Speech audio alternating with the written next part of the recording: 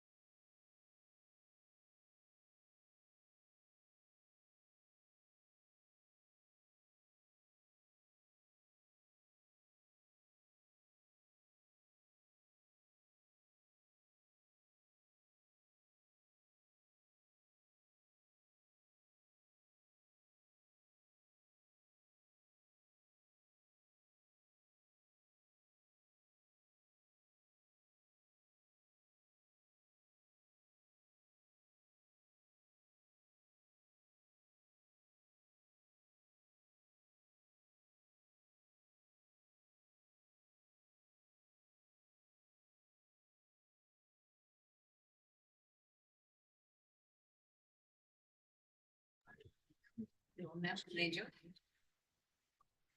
Okay. Welcome, everyone. It is July 8th, 2024. Hopefully everybody had a great long 4th of July weekend. It is 9 o'clock. We are starting our strategic planning meeting. Let the record reflect that we have Commissioner Kearns, Commissioner French, and Commissioner Cuny in the conference room. I believe that we have Commissioner Jordan and Commissioner Waldorf will be joining us online. They're not online yet, but we'll see them when they join.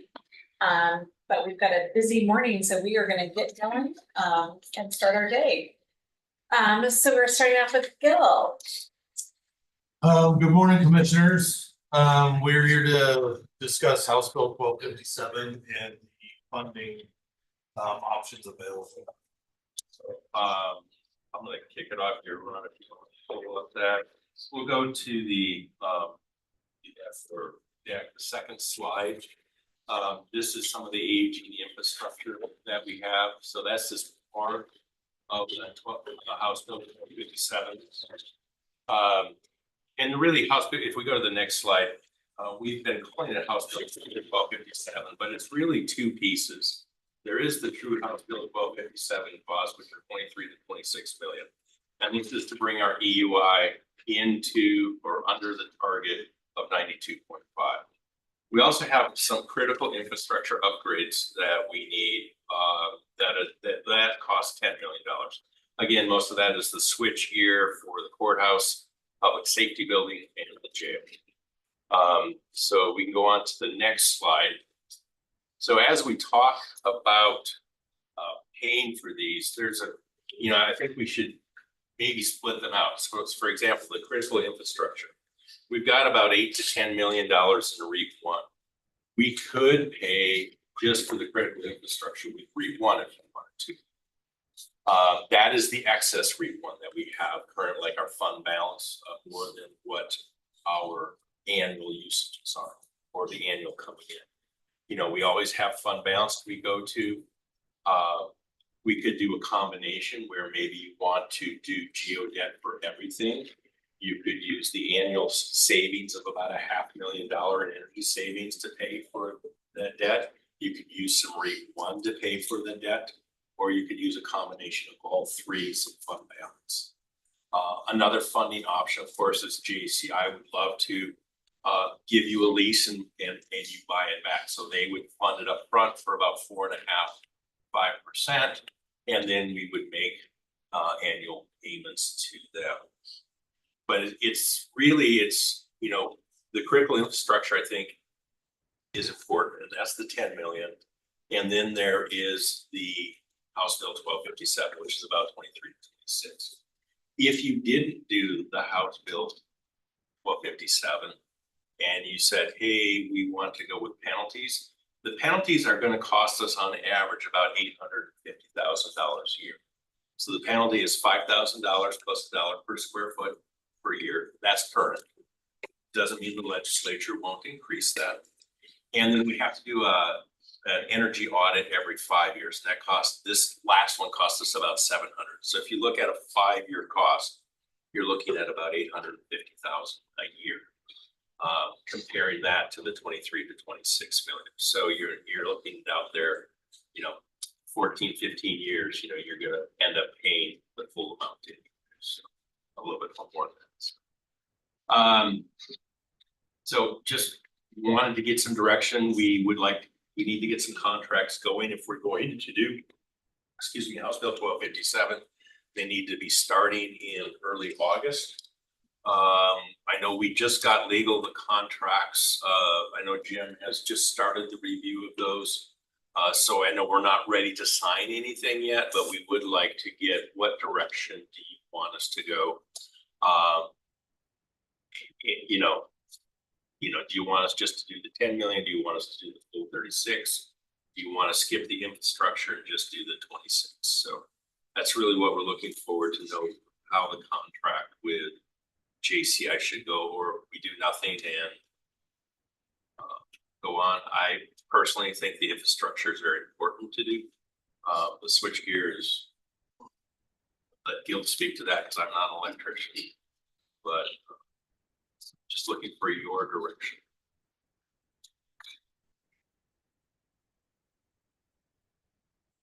So, so the, as I look at this, I agree with you. I think the infrastructure is more important package and stuff, so we need to get that taken care of. And if we could do that with the REIT funds, maybe some others, you know, get that taken care of, that'd be great. The other stuff is more about managing cash flow for me than it is anything else. I mean, is there any chance at all that the treasurer might be able to do some short-term financing for us until the interest rates come back down and then we bond that out and then service the debt through future REIT funds as opposed to trying to bite all that off on a long-term basis now when interest rates are high? And bond rates are still fairly good in that mid-range. The short-term ones are more expensive right now, you're correct. Longer term, the longer you go out, the less it is, but we can approach the treasurer's office for that. To look at a short-term and to see what price they would give us and making sure hopefully it would be better than what we would get out on the market. That's just my initial observation for what it's worth. I mean, the other thing is it allows us to live in hope that it'll go away.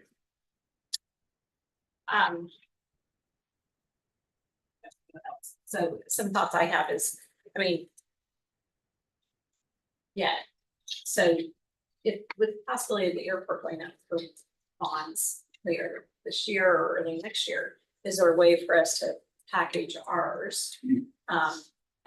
And sell, do it at the same time, which could keep some costs down. You could potentially sell at the same time, but they are two different types of bonds. Right. Different types of bonds. No, they're two separate bonds. I mean, I understand that. Two issues. But you still can consolidate some of those additional costs. You know, you don't have, you're getting your bond rating for one time. You know, you're getting, you know, the ones that are best to have to fly back to sell the bonds. It's one cost for both. I think underwriting, some of it gets reduced. They're looking at both, you know, but it's not a full cost if you do at two separate times. So I'm just thinking of, is there a way to kind of maximize that and look at actual bonding, you know, because we talked about other things that we were looking at bonding. You know, so I would like to see that analysis. Okay. To see what, and to make a determination on REIT, I need to see where we're at on REIT, what the spreadsheet looks like, what are we currently using REIT for, what do we anticipate we need to. I use do have REIT that for? spreadsheet prepared, so. Because it's like, what's the other anticipated needs of that? Because, you know, some of it could go to some of these other projects. I know we may be talking about another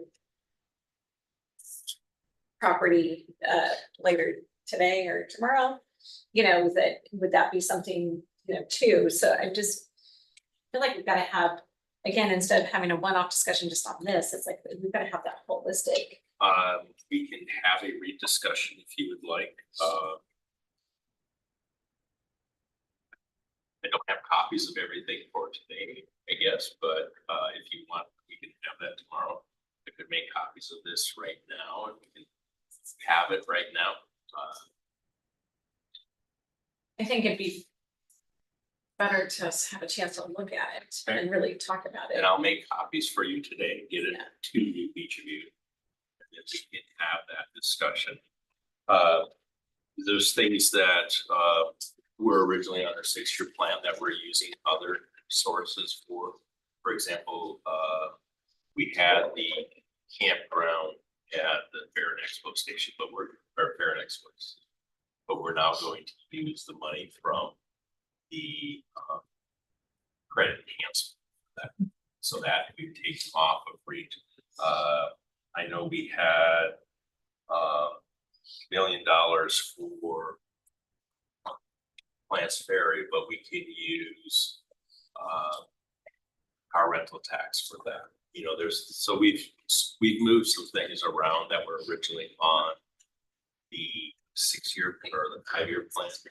So, yeah. But I think those are discussions we need to have as commissioners to know and understand it. Otherwise, we're making a decision today without looking at the whole picture, which is part of what our strategic We've plan got is a- supposed to be.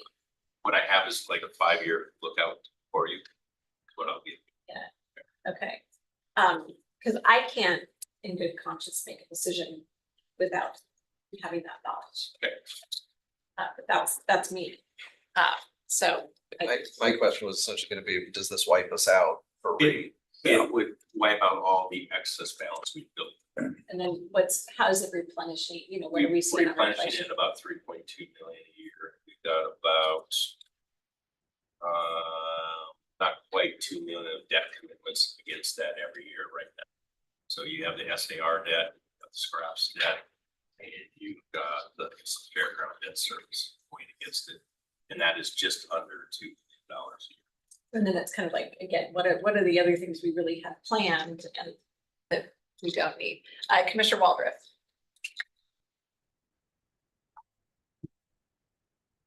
Yes, good morning, everyone. Yeah, that's kind of where I was at too, Commissioner CUNY.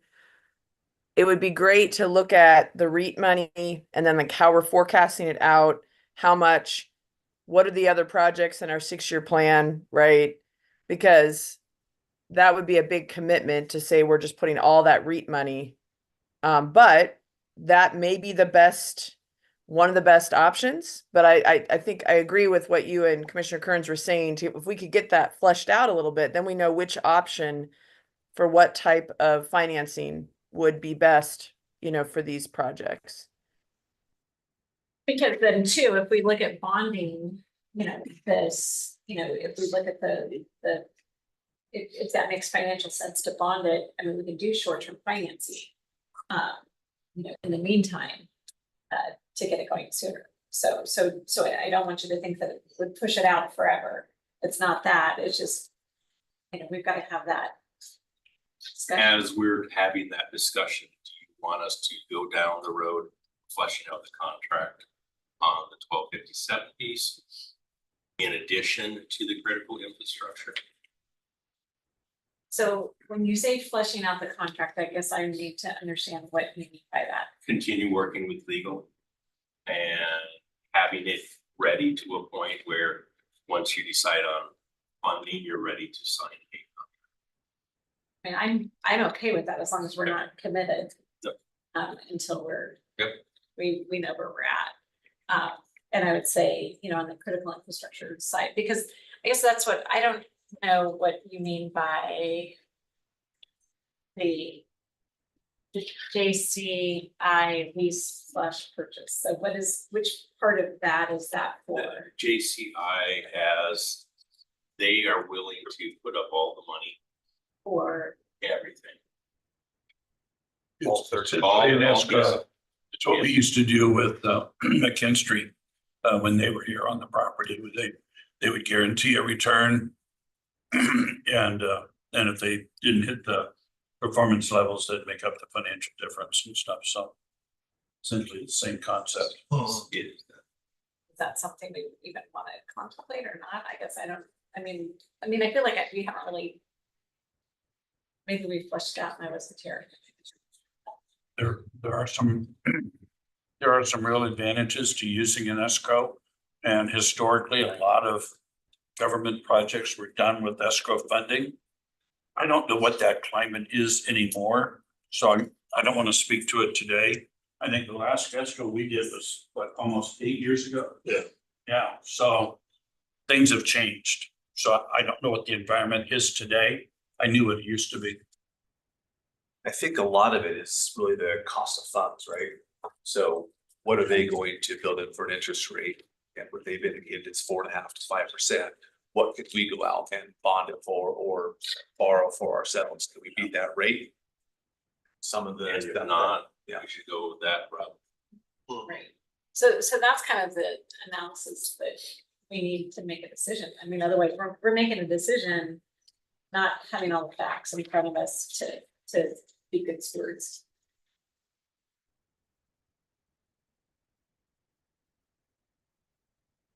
Commissioner CUNY, one of the questions which you asked was a great question. The contract that we're presently looking at with Johnson Controls identifies what is the term facility improvement measures. And the facility improvement measures are identified, if you will, 1 through 10. And some of those are have tos and some of them are want tos. And so the question I think that Randy was asking was, do you want us to continue moving forward with Johnson Control with all the have tos as well as the want tos, or just have tos, if that makes sense? I think as long as we're just working through a contract, you would do both. Okay, that's fine. You're Thank you. not signing anything yet, so you would still go ahead and move forward in my mind with both. I see head nods. Commissioner Waldron? Yes, I was just gonna ask if you could remind me what the time frame is that we're trying to work within here, so we can just stay on track. But I agree to keep moving forward on the contracts so we can understand the costs of each of those options. The contracts for the EUI targets, it's a 30-month contract. Right now, if we still hit that August, September timeframe, we can still hit the 30-month time mark. So we can actually start monitoring for the EUI targets for the Department of Commerce. If we were with the have-tos, that we have to as part of that, and the other side of it, because we know those will be longer lead times for those items. If we miss those windows to install, they're not as critical as getting the ones that hit the EUI targets. So it's the have-tos as part of the EUI compliance are the ones that we need to actually hit that 30-month. So part of the have tos are replacing electrical panels, electrical infrastructure. This is where these were the two items. If it were me and I was going forward and putting in all these brand new air handling systems, and everything that we have listed in that, I wouldn't want to put it on my whole switching system. Yeah. But it's not a requirement. We can still use the old system if we want. But if it were me, I would put it on something brand new. And that's where we looked at those items because they're critical infrastructure. And those items, I've just had a meeting with electrical supplier last week. A week before last. They're saying a lot of their switchgear equipment and stuff like that, year to year and a half out. Yeah. In terms of supply chain. Yeah. So I mean, you've got that consideration as well. You know, if we're gonna do it, you know, even if we decided today, a lot of this equipment's not gonna land for another year and a half. Yeah, and we looked at it also, even with the new switchgear and the way that we size it. The new systems that we're putting in place, even though they are saving us that energy, it does give us that extra. If we do expand or we move to some new technology that requires more electrical infrastructure, we'll have that available as part of this. Which appears to be where we're going. Yeah, So yeah. it makes sense to get it done now versus later. So I would consider that part of Yes. essential. Yep. It's not really a have to and want to, it's a have to become compliant with House Bill 57. Or get fined. And it's or get fined. And need to because we have old aging infrastructure that regardless of 1257 really does need some improvements and replacements made. Those are the ones that will be with the 18-month long lead times.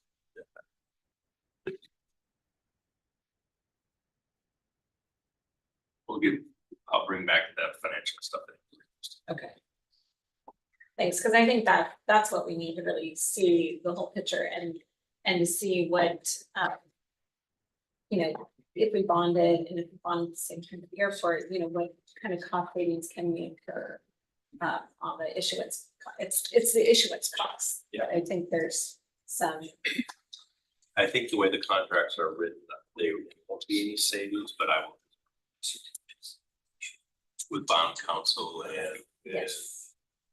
Since they're two different types of debt, one's a revenue bond, versus geos. And rating agencies. I mean, the one, you're gonna get a rating at the airport more since it's their revenue.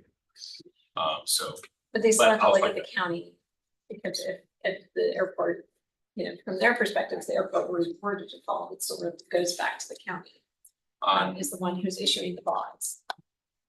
So But they're not- still looking at our rating at the same time. but not as far as the payment, these bonds can only be paid from airport revenue. There is no backing.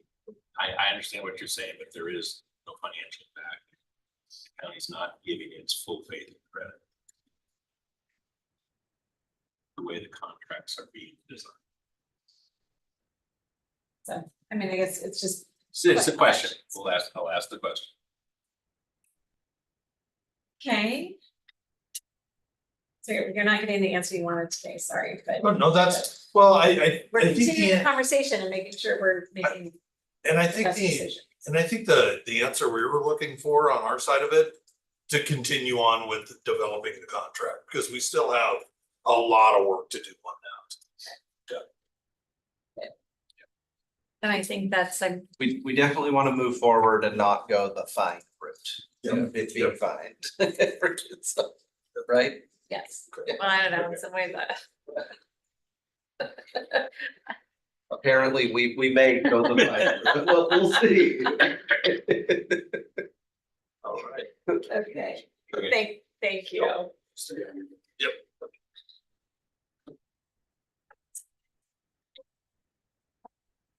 Okay, so next up we have Randy again. Randy?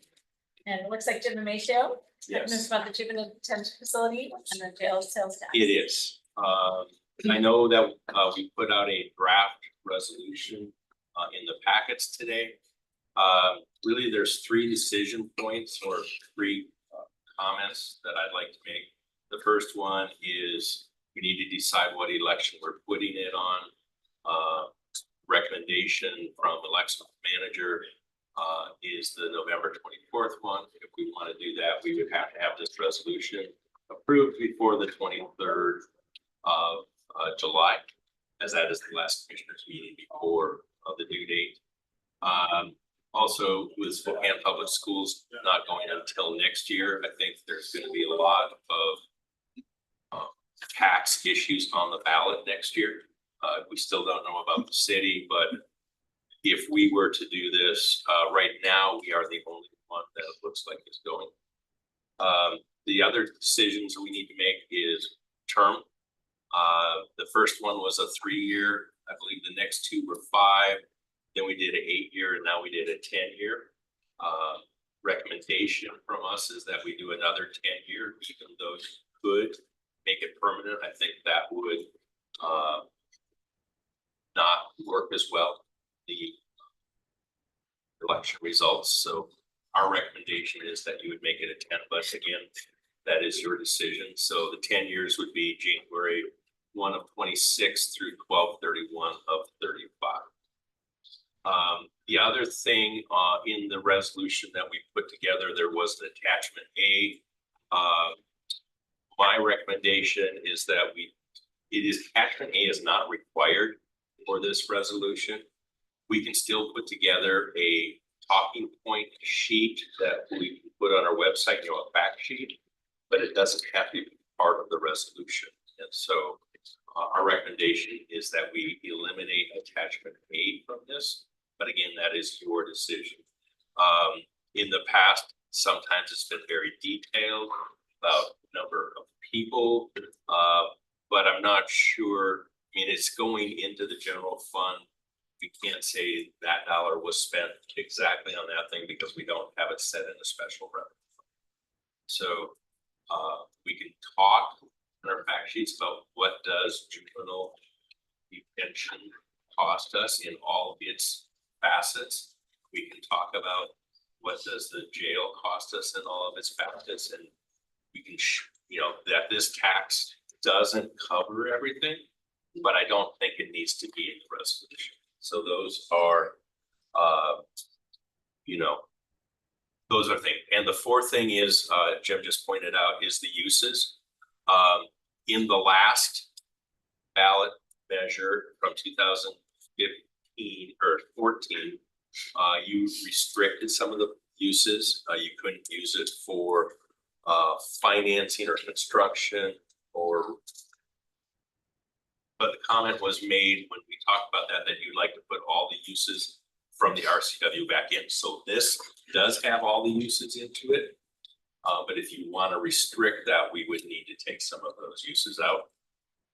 If we can come to an agreement, couple of options. If you know the answers to all those, we could get this ready. We could put it on consent for the 16th, or we could brief it on the 16th and consent on the 3rd if you want to still go in November. Okay. So there's two questions, is the resolution, I mean, and all the contents of that, which is wording, if we're gonna change, what, from what we had last time to this Yes. time, and adding, and having the exhibitor attachment or not, and versus when. are we What putting- election are we going? Yes. So I think that's the most important one, is to figure out which election first, because that's gonna drive the rest of it. Drive some time. So that's the first question. I personally, and this is just me, talking to Mike McLaughlin and just thinking through, I think November is gonna be the time, because then we only have August of next year. Because if we put it on April, most places are not going, there's not a lot of other April ballot items. And so the cost of the entire county-wide election is off the county for the most part. Putting it in November It's the least cost. is the least costly. August would be the second least costly. So. And if it fails for some reason, we've got then the time to get it back, because that's a huge hit to our budget. So. Thoughts, those are my thoughts. Anyone else? Commissioner Jordan. Yes, I would agree, Madam Chair. I think November would be probably the best place to go. I think that if it doesn't fail, or if it does fail, like you said, for some reason, that gives you some more options if need be in 2025. In terms of the resolution, I was looking over Jim Amacio's helpful email about, all the past ballot titles and term lengths on this particular tax. And I think that just an idea I'd like to throw out there is that my feeling is that the more that the county can say and put it out there that this is a straightforward, simple renewal, it's not really anything new, I think would be helpful for the citizens. And I did notice that in the 2015 resolution, they took out certain uses related to construction, design of facilities.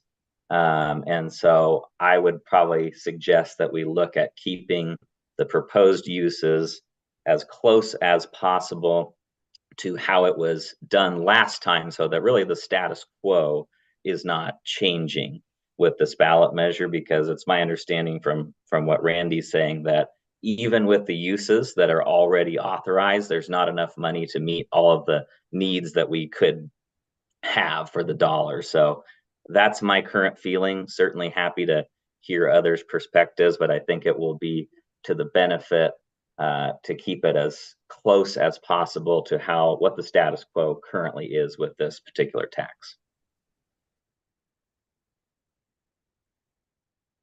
Hang on just 1 second. And thank you, Commissioner Jordan. We'll get back to that. I just want to get to which date we're going to put it on the ballot first. So I'm going to stick with that for the moment. So anyone else who is thinking November?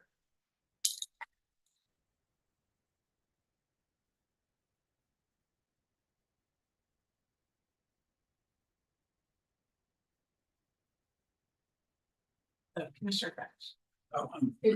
You're giving us right. Oh, I, no, I I need just- a third Commissioner, either to decide November or it's gonna be, I'm Early indifferent. August. I mean, just looking at November ballot, there's gonna be a lot of anti-tax people showing up. And that's concerning. And there's gonna be a big push to say no. And I just don't want us to get caught in the soil, but otherwise, November's a good time to do it, but is this the right November ballot to do it on? I don't know. There's gonna be a ton of money spent on just, say no. And you got three But you got three. statewide initiatives that are, that are yes. three of them are very, I mean, but you have three of them that are, they're financial, they're cost related. I mean, Yeah. people, they're gonna be, these are taxes is how they're gonna be labeled. And then there's one, well, it looks like there's gonna be a fourth one now with the natural gas, but you got Climate Commitment Act, you've got the Long-Term Care Act, and then you've got what's the third one? There's a third one, but they're all money related. Yeah. So it's, What's the other one? And I think those go first on the ballot and then this would go next before all the candidates. okay, It's how the ballot layout goes, if I'm correct from my understanding with Mike. yeah, so I'm just, I mean, that there's gonna be, I don't know. Right, there's never gonna be a good time, but I don't think. Amber or Commissioner Waldron, excuse me. Yeah, as to the date, it's like you said, there's never going to be a perfect time. But knowing, do we know anything more about the cities, what the city of Spokane might be doing with a measure? And then did Mike McLaughlin have any particular insights when you spoke with him that, I mean, I don't know. I mean, I think we need to do this for the juvenile justice system, and it would be the least risky to put it on this ballot. And then if something were to happen, then you'd have more time to run it again next year. So, I mean, I that's why I think it would be the most safe option, I guess. But any other insights from Mike? And then do we need to check in to see if the city's going to have a measure on there too that might be around public safety that might get confusing, or, just a thought. Yeah, I haven't heard from the city other than just hearsay in the community as to what's happening. So I don't know if they're putting one on for sure.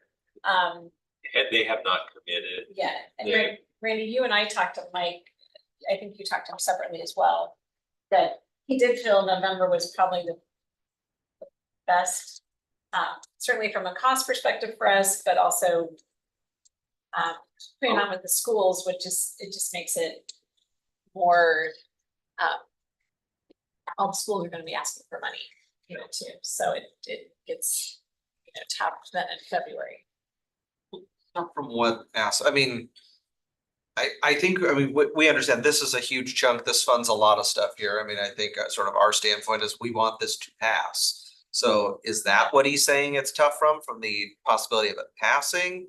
Yes. Administering in February. Cost no. of being the ballot on there, cause that there's different things you can look at, sort of the benefits from this angle, that angle, but the angle we're looking at is we would like this renewed. So, I don't know, yes, we can run it in November. If it fails, we have other opportunities, but now you're running a ballot measure that was just defeated on a November ballot, and you're coming back. No, trust us, it's really important, so I mean, there's different angles to look at this, so I don't know, I think it still stands a good chance in November. I do have the same concerns Commissioner French does about it getting sort of lumped in, and when people are, anything that costs money, don't support it kind of thing. Or as you said, support these that will cut the amount of money you spend. So I don't know. I don't know. That's sort of my thoughts on it. When school ones run, there's rarely orchestrated no campaign. Sometimes there is, but it's usually a big vote yes on everything kind of thing. Well, So if we get lumped in with the vote yes on everything, sort of that- mantra, would that carry it? I don't know. Yeah, I think the schools, the levies passed this year. So Correct. next year. The it's all gonna the be bonds bonds. didn't, yeah. So it's just gonna be the bonds that are gonna be back on the ballot. Next year, which I think bonds are harder, they have to really. Yeah, cause they gotta sell. get 60. And so. And it's a lot of money that people are seeing on that versus a levy renewal. Yeah. You know, which this is a renewal versus those are all new. So I mean, there's pros and cons to all of it. There is. I mean, so I think, Pat, you're online. Cause part of it's gonna be communication and how, we do that. I toured the juvenile justice system here recently and, Tori's certainly happy. She said Bonnie was instrumental in passing it 10 years ago, and she's certainly happy to be out there, talking about it and talking about the needs. And I think the one thing that we saw over in Whatcom County, just with their bond measure passing, was, you know, really having that community connection and that, you know, this is going to help our youth. And we're already doing so many good things in our juvenile detention system that this would gut that.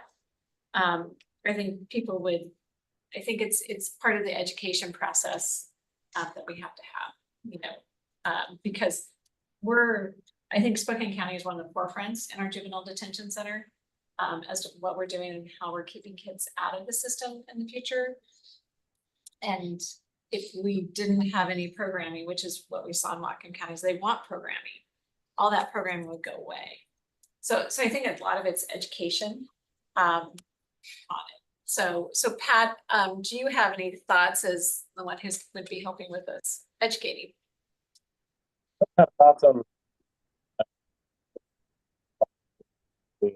now in November, raise kind of awareness that We can barely hear you. You're very garbled. okay, can you hear me now? Yes. Yep. Okay, sorry, I had to pick up my phone. I think it will be a challenge in the next 6 months to raise the kind of awareness that we need around this to really fully engage the community. I think it's possible. We've already had a pre-meeting on this at the staff level. There are a number of good programs that we can talk about, but I think having a really good sense from the department of how the funds are used and how we can, you know, that's really what we need to start with. Some of the past editorials on this, I think, have been helpful from local media, you know, about trying to keep people out of the system, as you said, Chair CUNY, but also avoiding future involvement with the criminal justice system. So it's, you know, an ability to talk about working upstream, but also cost savings from a taxpayer perspective of getting people in a more positive direction, you know, looking for that positive change for our youth so they don't have future instances. So, yeah, in any effort like this, you wish you had more time because it's going to take getting out in the community, going to the same community meetings we went to last time, plus more. I think the other thing from a communications perspective is communicating not just with the general public, but with other elected officials, to Commissioner Waldrof's point about any cross messaging if the city does go forward with a public safety measure, that people understand how they work together or the differences between them, or, you know, ours isn't a part of theirs, it's separate but connected, just so they understand those linkages. And the point about that Commissioner Kearns raised about other kind of anti-tax stuff being on the ballot, I do think that's going to be a headwind for us as voters are being asked to repeal or opt out of various statewide taxes, while locally we're asking for them to keep a really good, well-functioning program, not a new tax, but a renewal of an existing tax. So I think there's some good bones for messaging here for sure, but I'm also trying to give you a realistic expectation of the level of communication effort needed really get the awareness out there in the community and educate the community. Defining the message, who our messengers are going to be, and then what channels we can communicate with them. We are relatively limited, as Jim Amacio will tell you, in our communications tactics because of state campaign finance laws. We would be doing peer education, not advocacy for this. That could look like, as it has in the past, a website, fact sheet materials that can be printed off and shared, an informational video talking about the needs of the facility, some of the operations of the facility and programming there. But we will need to focus on the fact that it is a tax at the end of the day that we're asking people to renew. We can quantify that for them, whether it's a dime on $100 or 2 cents on $20. We can't minimize the cost of it, but we can communicate that. And we could also look to do, if there's funds available, a fact sheet mail piece to the voters, actually to all the residents of the district of the county, I think is required, not just to voters. We have done that in the past.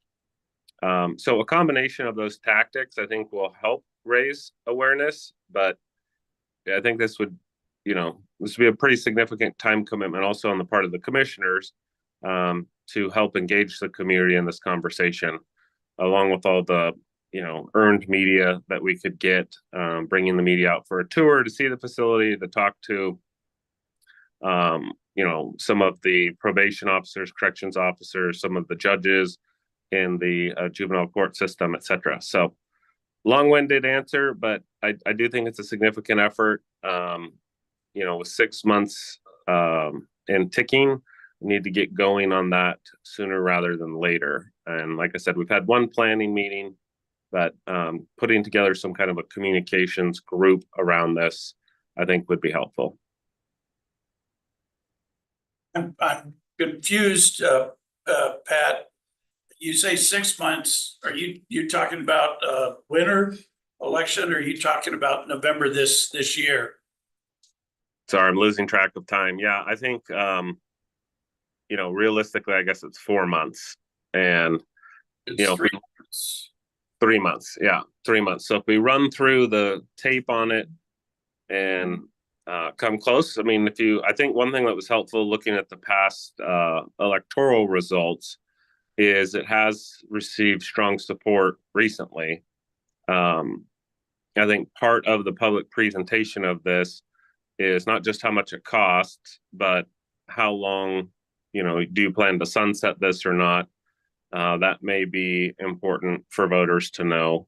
So once that decision has been reached, but I tend to agree, it's just looking at the general media landscape and what's going to be talked about heading into the fall. Those statewide initiatives are going to get a significant amount of attention. What the city chooses to do is probably going to be the top story, and we will be tucking in somewhere with our effort as well. So yeah, it's pretty much a sprint here to get this all lined up. I think with the right information at hand, we can get those materials together forthwith, but they do have to go through several levels of approval to make sure they're compliant with the PDC. So.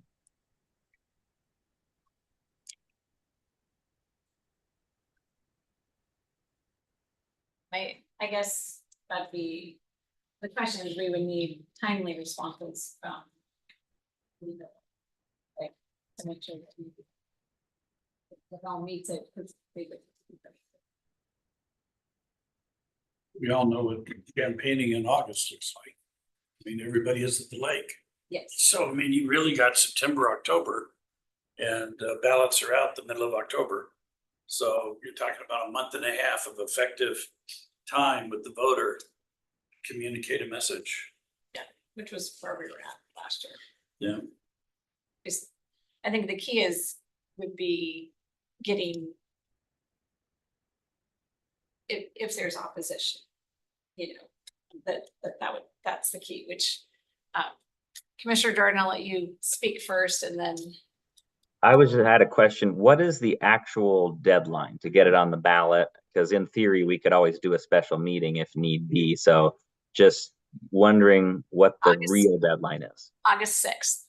Okay, thanks. Resolution has to be to the auditor's office by August sixth. Which we have a meeting on August sixth, don't we? No. you Oh, are no, on we break. know, we have break. that one off. No, We're never on mind. break, I'm sorry. so that means you're in July. Yeah, Yeah. Because otherwise we'd have to do a That's special right. meeting that's right.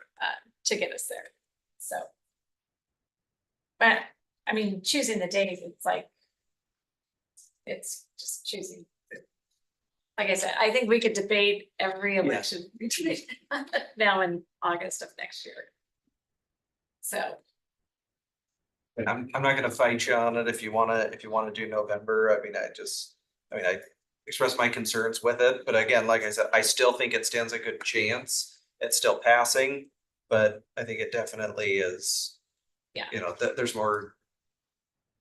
Question, I have questions on whether it can pass, but I still think it probably will. Because it is a renewal, what it's for, it's not really controversial. It shouldn't be, I mean, there may be some people that try to make it controversial, but it shouldn't, so. I mean, I guess. Yeah, so we have 3 willing to go November. I guess the question would be. If we put in November, knowing it's gonna be, we've gotta be out there talking, is everyone committed to being out there talking about it and helping in the community? Commissioner French, you're in a race, so I know that you have to be the one doing that, but. 3 of us I- are in races, Mary. Please, I just rolled my eyes at these guys. Yes. For the record, No I'm opponents. guaranteeing. Chris and I are working so hard right now. Yeah, so. Well, I mean, yeah, it's making sure we all commit that we be out there, talking, to our community members and any community groups that we can be talking to. I know we talked about having it at the, with the state of the county coming in September, then if we put it on November, it's gonna be a topic. We can certainly do the council of governments then, I'm decided on that, but we could do the council of governments in September at the fair to start that conversation again. The others, and really getting all the cities involved as soon as possible, just that this is, all of their youth are coming into our facility and it's important for everybody to get behind it, so. That would be, if we set that date for November, that's not on the communications team. They're helping put the materials together, but it's on us as the commissioners to really be out there. So Amber, Commissioner Waldorf. I'll let you go. I always say Amber first, I apologize. that's okay. I mean, it will be a race, as Pat is saying. I'm committed because I think we have a great juvenile justice program and we have some great staff and it's something that we need to be committed to. And it funds a lot of our jail operations as well, right? So it's important. I do worry about what the city might be doing and ours. I think the city would be more worried if we put one on, if we have a renewal, which I think is much easier to pass, and if they are going to put on an increase. And so in some capacity for property or sales tax or whatever they're looking at. So I would be happy to reach out and just find out what's going on, reach out to some council members or the mayor's office. I think it's important, as Pat said, the messaging there could get, I think it's more challenging probably for the city than for the county.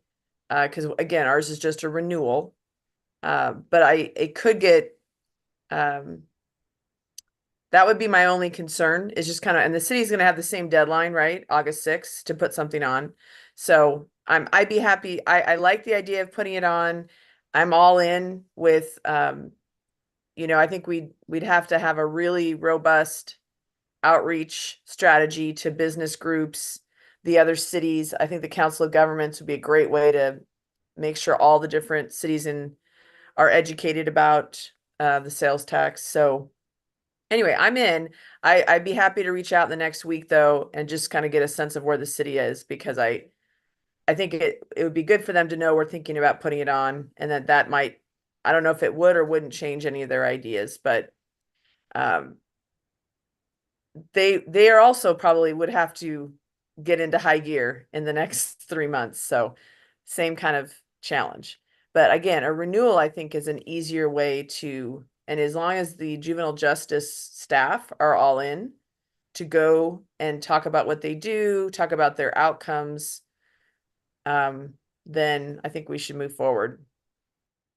Yeah, like I said, Tori's very much ready to engage.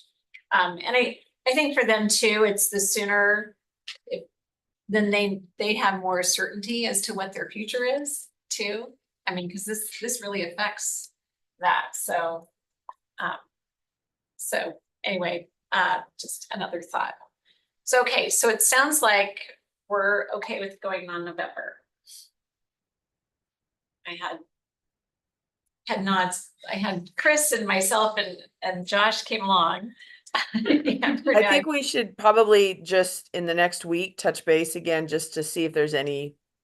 But as long as Pat and his team are willing to put together a really robust communications plan and help us identify those key community groups and meetings that we need to attend. So yeah. Okay, so we can always, so I think we're for November. I mean, we can always not vote it on the consent agenda next week. So that's the option. So then it's the resolution, and what is the resolution like? I'm, Commissioner Jordan, I mean, I think since there is so many uses already for the dollars, we don't have enough based on what we had last time. I'm okay keeping it exactly the same because I do think it may help it pass, that we're not trying to change it, any of that, that this is exactly what passed last time. I don't have a problem with that. So, and then I would agree that I wouldn't want the exhibit. Partly because with our, with Martin Hall, I mean, it just puts more doubt. And I think Chris and I saw over in Bellingham and Whatcom County that actually they had less details. The more details you put in, the more people can pick apart. Is that how you're spending the funding? And then how have we ensured that that's what the funding is going to when it goes into the general fund versus a special revenue fund? I don't know why it doesn't go into a special revenue fund. I can't answer why the Okay. company has always done it this way. I mean, I would think any sales taxes, specifically identified. I mean, it's like I think it should go into a special fund and then it comes out of that to go pay for things. And that is something we can work toward and go through budget. Okay, because that's the more transparent way. So you can show specifically what those dollars are going to for the community versus it just going into the general fund and saying we have more uses for it than we know. So I just think if it's a dedicated funding that the community has chosen to do, we should put that in special revenue. We'll work towards that direction. So any other thoughts on those two items? Sure. So I'm just gonna make a comment to put something on the table. It's not pro or con. With regard to the amount of information, I'm just remembering with measure one, we were criticized because we didn't have enough information. Of course, we felt otherwise, but so how do we resolve the criticism we had in measure one with packaging this to go out to the public? And I don't know the answer. I'm just raising the question. Well, I think that's part of the education is showing what those dollars have gone to, which we can show, and that they will continue to go to those items. Without having it be an attachment to the resolution. Okay. That's my thought, is that it's more part of the education of here's here's how those dollars are being used. And I would probably use on the education side, more of it showing all the, because all those funds could be totally going to the juvenile detention facility. I think. But anyway, to me, that's how we show how we've been good stewards of those funds so far, and this is why we're asking for the renewal. Commissioner Jordan? And just a clarification, the attachment that we're talking about is an attachment to the resolution, not something that would be on the ballot, correct? That is correct, Commissioner Jordan. It's only attached as a draft to the resolution, and it would never be on the ballot. The only thing on the ballot, which I hope the board will get to, Madam Chair, is the exact language that we have proposed, because that is critical as if the board decides to move forward. And thank you for that, Jim. My thought would be the same as Commissioner CUNY, that of course we would need to have information and be transparent with the public about what these funds have funded and will continue to fund. But I don't see an attachment to a resolution as being a critical piece of that. Obviously, it's important for the mechanics of what the board's doing, but I don't believe a lot of members of the public will be relying on that as their main source of information.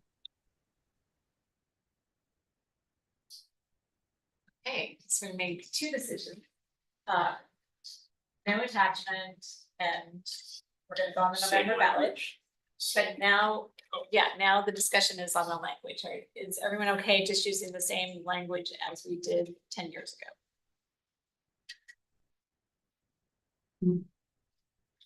Madam Chair, the reason we Survey put in show. all the uses of the money is because we weren't sure of the term of the document. And for instance, if the board wanted to make this effective for 20 years or forever, we just put in all the uses of the money, because the longer you make it, you may want to be able to use all the uses in the statute. So that's why when Randy and I put it together, we put in all the uses and left the term blank so the board could address that issue. Okay, so then that would be the other question. What would we like the term of the measure to be? Amber, can you hold on to your question for just a second so we can just answer the year? Okay, thank you. Yeah. 10. What it was last time. Commissioner Waldron, Commissioner Jordan. I think if we don't have a clear change or, constructing a new juvenile facility, if there's no clear big capital need in the next 10 years, I would keep it at 10. And then, because I agree with what Mr. Maceo is saying,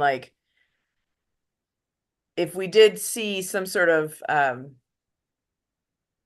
larger capital needs, we'd want to maybe do a 20-year and have that plan. But if we don't have that planned out, I think I would keep it at 10. Yeah, I would agree. So we'll keep it at 10 years, which then leads us to, do we just keep it the same as we did 10 years ago in the title and not expand it? Yeah, I think so. So I know that's Commissioner Jordan's thoughts. Commissioner French is saying yes. I think so. Commissioner Waldron, thumbs up. Okay, so we stick with what the language was in the past. And that way it's just a straight renewal. Did you want to change it? You're reluctant. No, I'm fine. I remember you had brought up some discussion a couple weeks ago about, and honestly, I don't remember remember we read through the RCW on what it was, so I actually don't even remember what it was that we took, or that was taken out 10 years ago. Madam Chair, the items which we eliminated from what the tax can be used for are the following: design, acquisition, construction, remodeling, and improvement of juvenile detention facilities and jails. Those are the words we eliminated from the lawful uses. remodeling we took I out? was gonna say, could we? I mean, that would be the there's one things thing we that I needed. could, I mean, yes. Tori's asked for several things as far as remodel bathrooms, stairways, hallways. I mean, would those things be considered remodel? So we wouldn't be able to use these dollars for. I mean, she comes in and capital asks for that almost every year. And we don't have the funds to do it, so. I think that word, I would allow that. So what's the thoughts of adding remodeling of the juvenile detention facility? So it's just that facility, giving that opportunity. One question I would have is, under the 2015 language, it says for the purpose of operating, maintaining, repairing, equipping, re-equipping, and financing. So that's the language that was used in 2015. So would those needs fall under maintaining, repairing, equipping, or financing? I guess that's a question for Jim. I just don't, I don't know what remodeling gets us versus equipping, maintaining, repairing. Commissioner Jordan, unfortunately, I don't know that I feel comfortable in making that interpretation right now. Your question is a good question. Your question is, Mr. Maceo, if we leave in the terms that we had in 2015, can we still do the kind of things that I just mentioned were taken out? Because the terms are funny terms. They're not defined in the law. So it's up to the standard dictionary definition, which we probably use in interpreting whether or not a particular use falls within the parameters.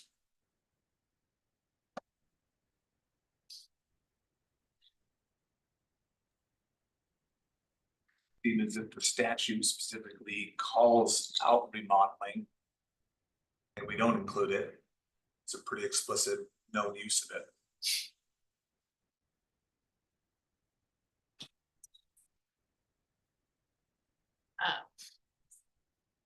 Commissioner Waldron. So it doesn't sound like the issues that you bring up, Commissioner Kearns, right? There's a lot of things we've had to go do into the juvenile jail to do some updates, fix problems. Like you said, it sounds like maybe the language hasn't been the problem that was in the 2015 measure. It's more like the amount of dollars that are available. Because I mean, if we've been doing remodeling work over the last 10 years, then Not with these dollars, though. We've used we've kind of included these in our general fund sort of capital improvements, but. I don't know if that was a statutory problem or just a lack of funding after we pay for everything else, right? Operating the facilities. I don't know. That would be a budget question. I would say it's, but basically budget, but if we're gonna put this in a special revenue fund, and I would think remodeling would be a term I'd be willing, like, as Scott said, since it's specifically in the statute, I'd rather have it specifically allowed for, and that's the only word we'd be adding. Right. I'd be open to that. I think that makes sense. And I love the idea of having it be in its own fund, Commissioner CUNY. It'll be so much easier for us to track in the future how the dollars are being spent and then be more accountable to the voters and taxpayers about exactly where the dollars are going to the juvenile justice versus the adult jail. Anyway, so yeah, I don't think adding the word remodeling would be a problem. So just asking a question, so under that definition, would those funds be eligible to be used for 1257 satisfaction? Green building. Yeah. Oh. Just a thought. If the juvenile detention facility and the jail, if the FIMs that we talked about this morning were part about, that may very well be able to use a portion of that if you wanted to. You may be able to. The problem is, I think it gives us that opportunity. It does. Problem is reality on the budget. Which is gonna be available to you. Funds are already taken up, so there's no excess. It's not like it's new funds coming in to do it, but it at least gives us that opportunity to I just raised a to question. play, Yeah. to shift money if we needed to, so. Yeah. Is everyone okay adding remodeling in? Mr. Jordan, I see you unmuted. Yeah, I'd probably prefer to keep it identical, but it'd be very close to the old language, so I'm open to that as well. I think we can state that it just clarifies for us, so that way, you know, since the statute specifically states remodeling, we think that the wording before would allow for remodeling. It, to me, it's a clarification that we can make. Okay. Any other questions on this? Have we answered all of them? I wanted to say, Madam Chair, in the ballot proposition, the whereases, and all the previous measures, we've indicated what the vote was in each one of the elections by percentage and by actual vote. So we continue that in this particular resolution, except we added the vote in 2015. And by law, that's not required, but that's what we've always done when we place these matters before the elector. So I assume the board wants to leave that in there. And so then to remind the board of two things. One, if the board takes formal action on this ballot resolution as modified today, remember, someone can challenge that within 10 days of when it's sent to the auditor's office. So just keep that in mind. The final thing is, Which would actually give us time if somebody challenges it to make any change that we would. well, need to before then it August goes to 6th. the court and of course, they would determine what the actual language was. If they challenge it, couldn't we make a change prior to August 6th? Your question is good, yes. The auditor's office has advised in the past that the same body that places before it can modify it so long as you do it by the drop dead date. That is correct, Madam Chair. So we could hopefully alleviate Yeah. any issues that way by adopting it next.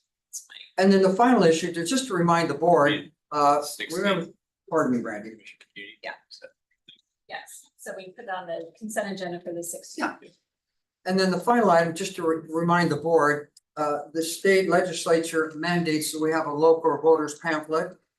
Any entity placing a ballot proposition for the electors are required to appoint committees to support it and opposition to it. At the same time, they send the ballot measure to the auditor's office. If we don't do that, which we do formally by a resolution, then it's left to the auditor's office to find 3 individuals to write something in the voter pamphlet to support the ballot proposition, and 3 individuals to write something in the ballot in the voters pamphlet against the proposition. And as you know, the state legislature and the local voters pamphlet that has been prepared, the regulations do not prohibit the board from elected officials and county employees being part of that group of people that support or opposition to it. The issue is, normally speaking, their names or the chair of that particular group, they appear on the in the voters pamphlet. So just to remind the board of that unique factor, and we will have Chris and I will have a resolution prepared with blanks in it for you to put the names in if you so desire to do that. But again, if you don't, it's up to the Vicky Dalton to find people, and if she can't, then nothing appears in the voters pamphlet. So what if we appoint people on the pro side, but we leave it to the auditor's office to find people from the bench side? That's certainly an option. But we will prepare a resolutions for insertion of names on both sides for the board's consideration. If on the same day that you pass the ballot measure, if you pass the ballot measure. Very good. So just as a quick reminder, if we don't have those names by Friday, we will need to take that item by leave. So published timely. Okay, and I think there's two for sure on the pro side. So I think, I mean, is that something we can discuss right now? Like, I mean, Sure, if we have them, we can discuss them right now. I mean, I think Jim and I can Torney work on it later this week. or Corey was definitely willing Sure. to, talk about it. I think the sheriff would be more than happy to be on it. I, as chair of the board, would be more than happy to do that. Since three of you are on the ballot, I wouldn't want the three names of the gentlemen that are all on the ballot to be on that, just to, make it, and I'm sure, I don't know if Commissioner Waldorf is willing to attach her name as well, but, we can always add more. But I think those three, and we would just need to confirm that we don't have that. So on the con side, we have to, do we have to identify on the con side who those individuals are? No, you're not required to fill all of the spots. Any of them that are not filled will go to the auditor to more or less put out there for anybody who would like to volunteer. I believe is how meetings run it. And we can have more names than just the three, or is it only the three?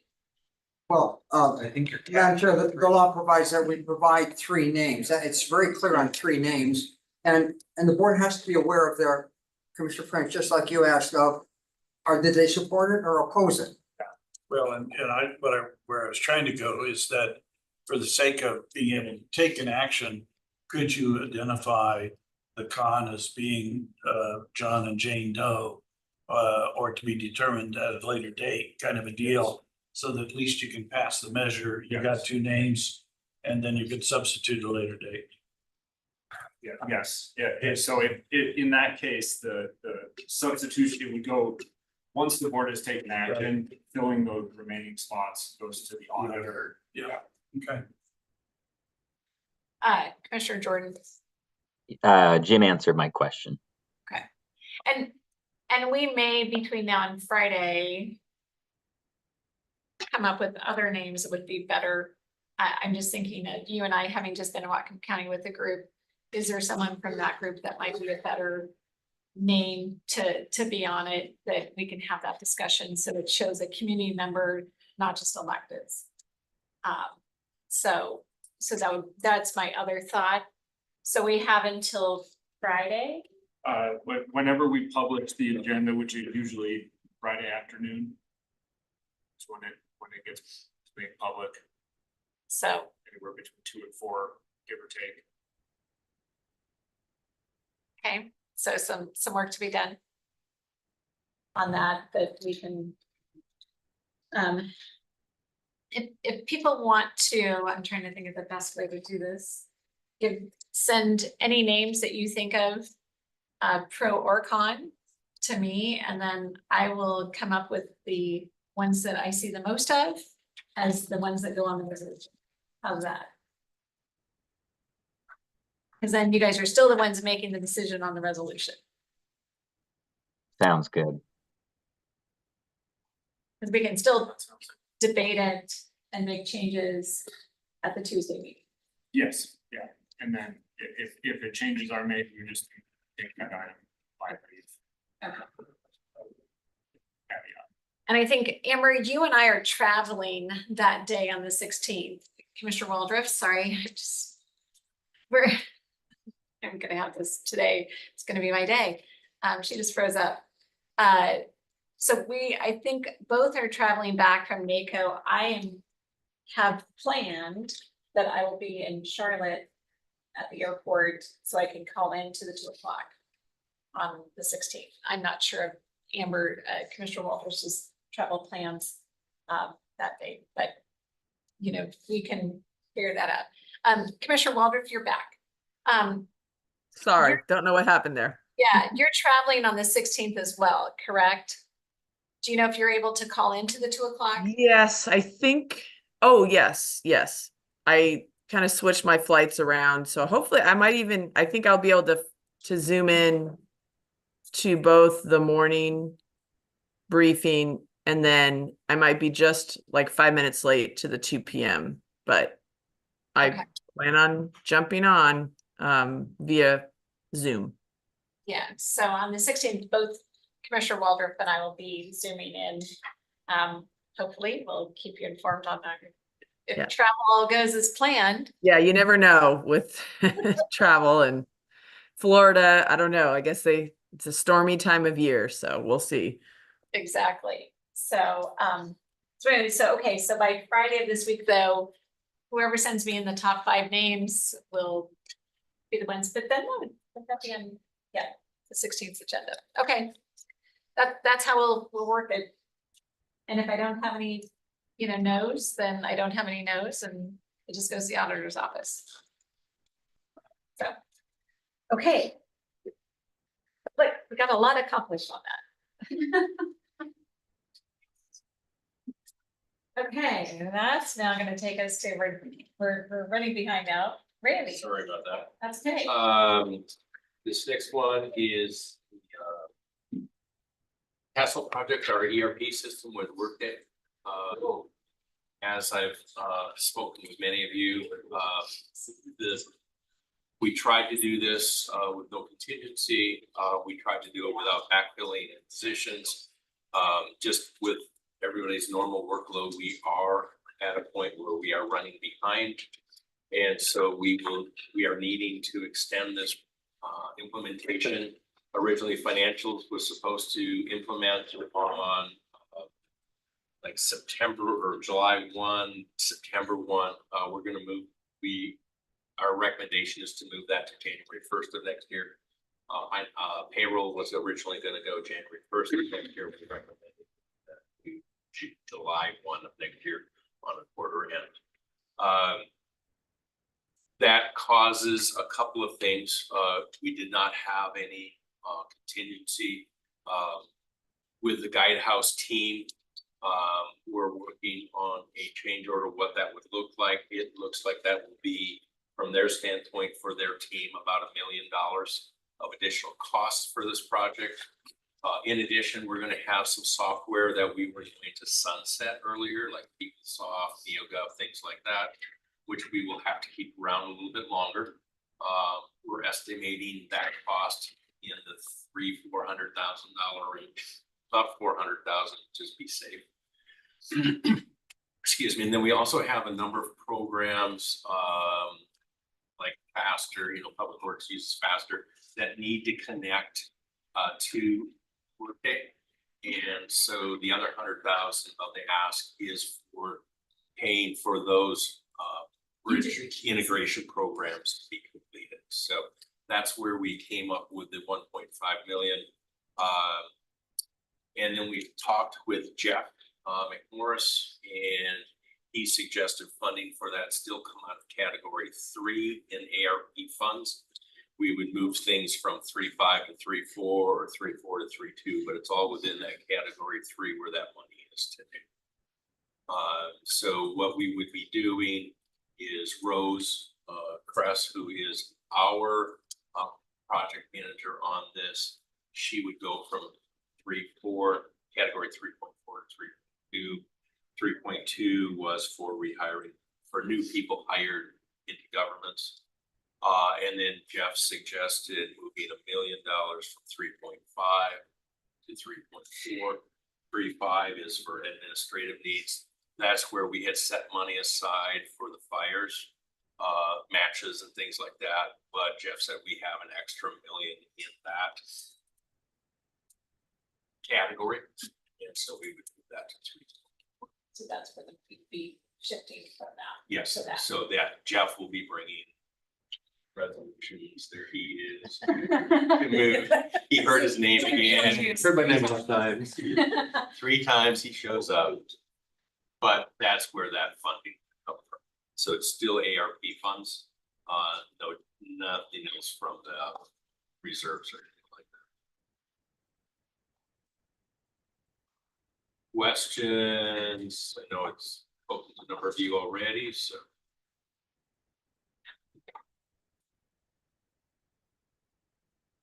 Yes, I just would add that it's important that we implement this right. And, yes. We don't want, I've seen enough software implementations in my time at the county that have not gone well. Because we've tried to rush it or everybody wasn't on board, all of that, I mean, this is too critical not to have everybody on board and not to do it right, because if you rush it, then you get your coding, everything gets screwed up and it's screwed up forever. So I would just want to make sure that everybody is now on board with the timeline, that there's no issues, because I We don't want have to see it commitments extend. from all the players, all the departments that we're getting behind, so we do have commitments from all of them to live with the new time. Okay, Commissioner Jordan. Just a couple things, wondering what is the kind of degree of confidence that this is the appropriate dollar amount to kind of finish the project successfully? Yeah, that's my main question. I may need to just chat with Jeff separately about the ARP being the source. I know we've talked a lot about that, but I'm just kind of wondering, are there any other options? But that's something I can talk with Jeff about. But I'm wondering is why should the board have confidence that this is the amount of money needed to make this successful? I would say originally when Ashley, Tamara, and Tony Hall came to the board when we were doing this, they had thrown in about a $2 to $2.5 million contingency that we said, no, come back to us when you have a better number. We're not just giving you contingency. And that's why we feel now with this 1.5, we feel very, very confident on that number. I don't see us coming back to the board a second time to ask for more.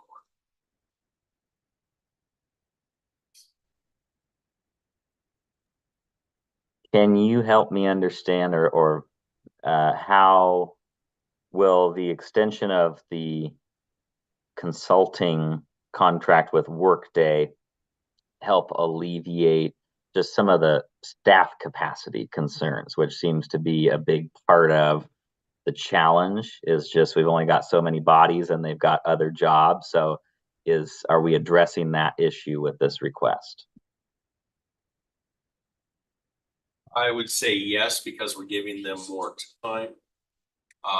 So to try to complete it on the original schedule, we have about 8 weeks left, and this gives us another 12 weeks. And the staff believes, and I'm confident that they can all get it done in that time period now, versus trying to slam it in. And as Commissioner Keady said, have a system that is not fully working, and that just creates more issues. So the expectation is that this will uncouple what we're calling phase 1 and phase 2. Phase 1 is financials. Phase 2 is main HR payroll. And right now they're both being done at the same time over top of each other. So literally we have people working should be working 24 hours a day to make that happen. That's not possible. So the expectation is by moving the dates out, that people will be able to concentrate on financials while still keeping some aspects of HR payroll going. And then once financials are in, then they'll concentrate on HR payroll. Because right now we have too few people to be able to do the work that needs to be done right now. So that is the expectation. And there wasn't a great deal of information in the public packet that went out, but it is a significant dollar ask. So I'm just, maybe for the benefit of, as Josh says, the tens and tens of people who watch our meetings, can you just kind of articulate, when we're going through a big software change like this, what is the risk of the project getting off track a bit? How does that impact the county in a negative way? as Commissioner CUNY said, and myself personally and other positions have seen bad implementations go. And the chaos that it causes, the rework, the redoing costs you more in fixing it than if you had taken a few extra months to get it right the first time.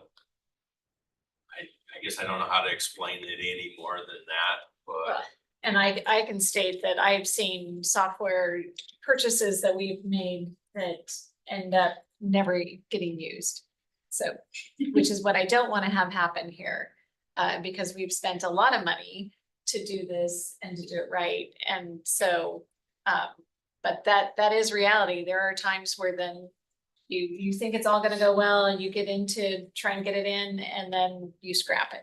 And that's what can't happen here. Well, and I think we've got a great example in PeopleSoft.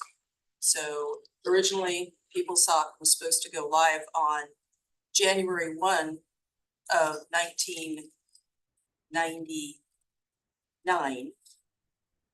And that meant it was supposed to run payroll, everything else. And that had to be pushed back because we couldn't even print the first test check until April of 1999. So we didn't stop that until 3 weeks before implementation date. So basically, we wouldn't have been able to run payroll for over 5 months. Now, not saying that this situation is that bad, but quite frankly, I don't think we'd be able to run payroll on January 1, which is the current implementation date for payroll, and get it right. So those are the risks. And the other thing is, it took us 10 years to get PeopleSoft to a point where it was sufficiently usable. And I do not want to see that happen with Workday. Workday, for the counties we've talked to, Workday is a good piece of software, but all of them have said if they had to do it over again, they would have taken more time to get it better. So they're happy with the software, they're still dealing with implementation issues. So pushing it back a little bit will significantly help us right from the start and also for years down the road. So thank you, good questions, Commissioner Jordan. I can say, auditing as a state auditor back in the day, 30 some years ago, the county was, had their, Excel spreadsheets. I mean, back in the day, Ron, so anyway, even PeopleSoft was based on, trying to force PeopleSoft into what the county was using at the time. And that's what we don't want to do. We want to make sure that we're using the new software to its fullest advantage and making the changes that we know need to happen in accounting and all of that to be meeting VARs and our needs. So again, which takes time and energy versus just trying to say, here's what we're doing now, just fit it in. We want to make sure we're doing it better and enhancing what we have. So, and also ensuring that the reports and the information are usable to managers, because that is one of the downfalls of PeopleSoft. It's difficult to use and very unfriendly. And Workday will have much better information and much better management information. Thank you for that, and that helps. I'm wondering maybe if Jeff, after the meeting, could send out an email just explaining what the proposed shift in ARP categories would be to do it that way. Just so it helps to see it laid out in writing personally, because the categories, there's so many of them. So that would help me to see that. Thank you for the answers. I'll send that out. The reason we have enough funding is because of that recent 900+ thousand that was returned from a previous awardee. And that's what has provided this as even an option. And we do need some direction, preferably today, preferably now. Because the contractor Guidehouse is staying on the current schedule, and that is literally killing our people. So we do need some idea of when, if this is acceptable to the board, so that we can switch the schedules quickly. So would that come as a change order Yeah. to it? Okay. So Basically, if I will see that. you're saying, go ahead with this change order, that's all we need. So we can tell. Get legal to review and kind of walk it through the normal processes. I see head nods. Yes. Okay, Thank thank you all. It's gonna be a relief for the staff, and it also means long-term. I think this is gonna be a good program. Thank you. And I guess I was here when we did PeopleSoft and did the conversion, and it was I think software designers will tell you that their software will do everything, including cooking breakfast for you. And then when you get into it, that doesn't turn out to be reality. But I appreciate the challenge that it is for staff to be able to keep up with new software and the implementation of it, because it's never exactly as you expect it to be. It is an adventure that you go through.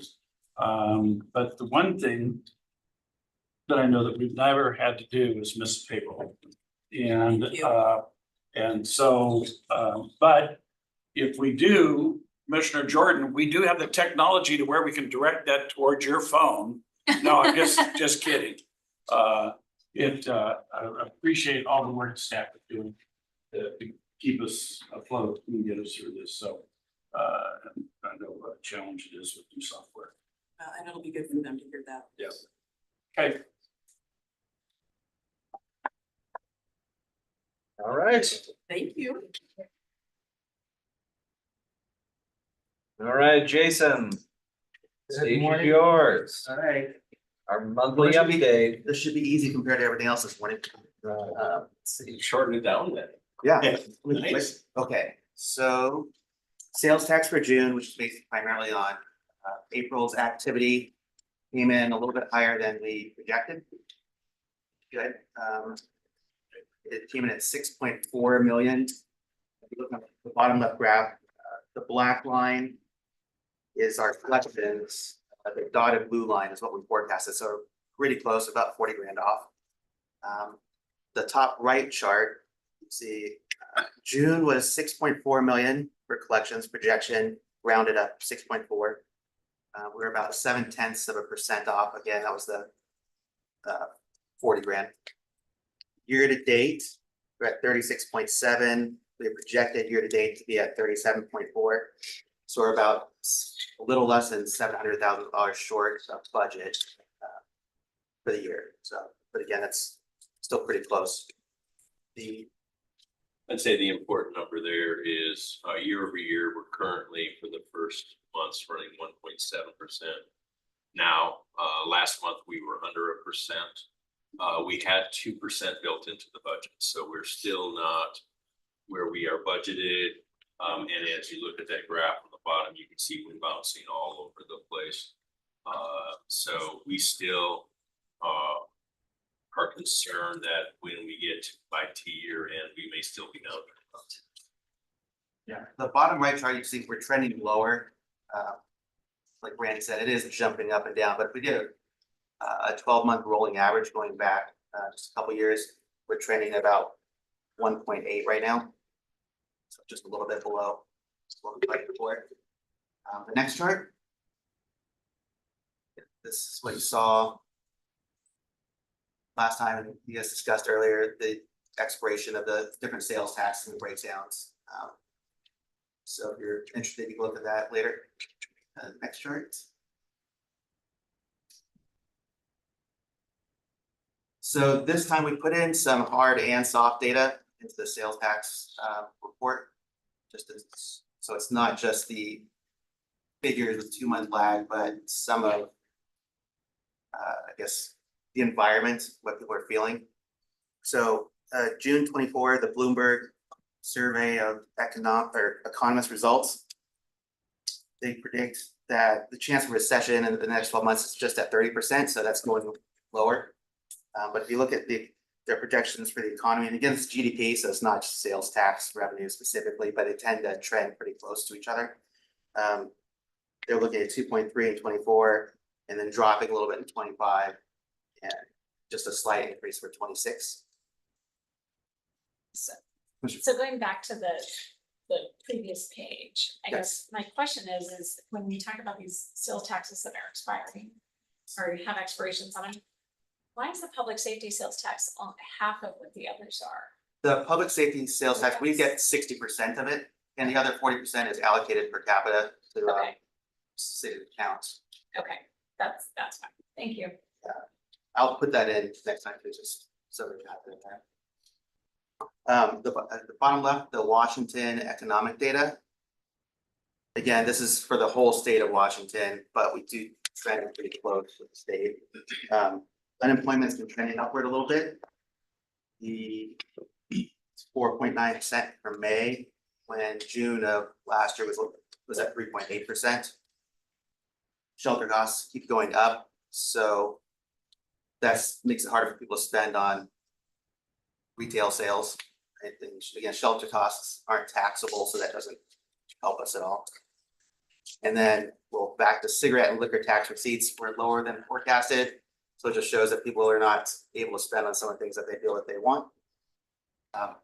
The bottom or the chart on the right is a chart that we got from the New York Fed, which is pretty interesting and pretty alarming actually. So the lines show the borrower's credit utilization rate. Okay, so it shows what percentage of their available credit they're actually using. So the top blue line, they see is borrowers that are currently using 90 to 100% of their available credit.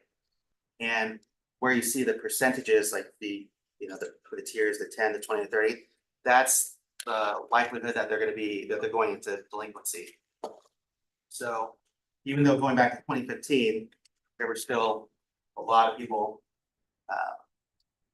maxed out, I guess you would say. Now the amount of people that are maxed out are becoming more and more delinquent. So it's a pretty dramatic rise.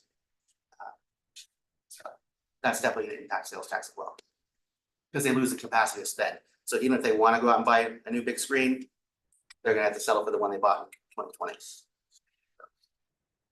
Next chart. And then again, the three main categories for retail sales tax: retail trade, construction, and accommodations and food services.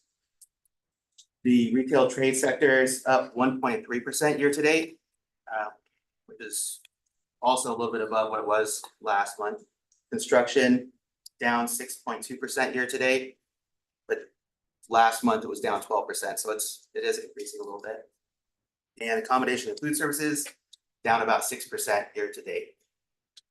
And part of that is that you see a big drop, the little V, that was due to the reporting issue, so it's starting to normalize a little bit.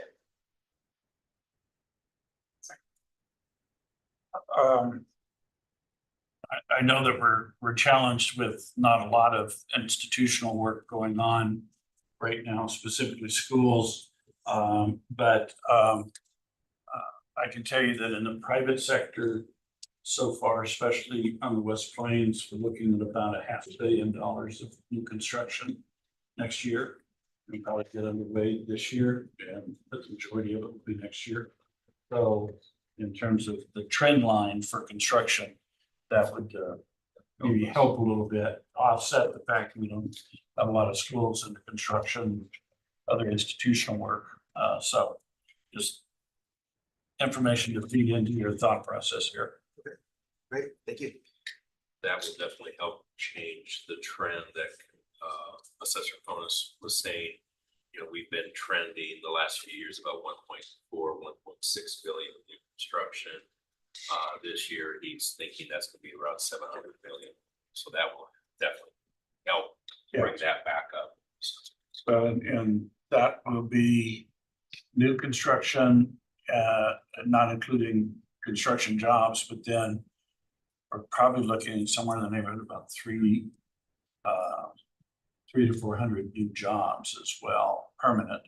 So that will also add to the revenue out there. Next slide. And then get a little more granular with the sectors. That breeze through them. Non-residential building. Down 37% year to date. So hopefully Commissioner French is correct, and next year should look great year over year. The hotels and motels up just 5% year to date. And residential building down 3% year to date, but residential building is starting to, at least for reported, revenue reported, a little bit of an increase. Next slide. These have all stayed about the same. New car dealers, 8% year to date. Used vehicles, down 15% year to date.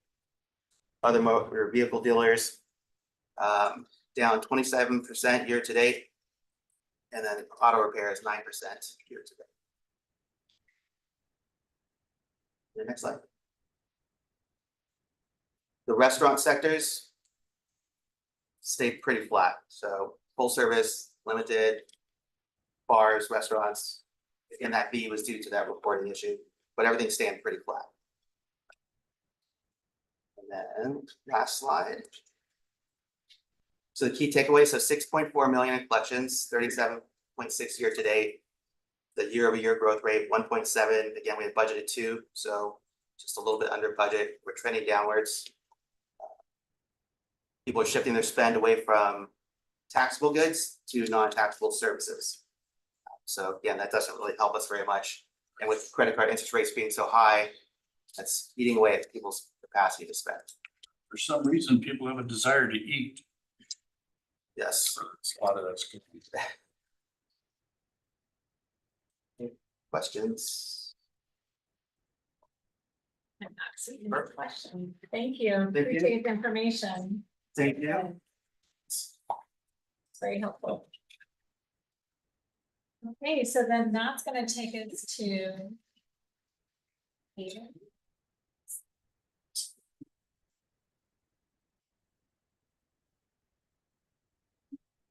Already have 2 study items.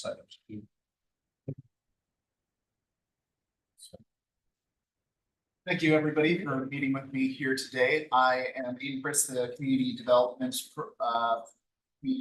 Program Manager, excuse me. And I'm here with George Dahl, the Director of the Housing and Community Development Department. We're here to bring you an opportunity provided by HUD. They will occasionally release NOFOs or a notice of funding opportunity, excuse me. And this is from the Lead Hazard Control and Healthy Homes Office from HUD. So this grant in particular is focused on remediating or reducing the amount of lead contaminated homes within eligible jurisdictions. We are eligible, and so we are presenting this grant opportunity to the commissioners today to see if there is expressed interest in going for the grant opportunity. Just to kind of a brief synopsis about the grant itself is going to primarily focus on pre-1940 construction or pre-1960. Those are the primary objectives of those housing units, and especially where children of less than 6 years old are present. In terms of the overall budget of the grant, there's going to be a 10% admin capacity, and a minimum of 65% of all the grant award has to be used for direct lead-based paint hazard control remediation. The funding available for our jurisdiction is about $270 million.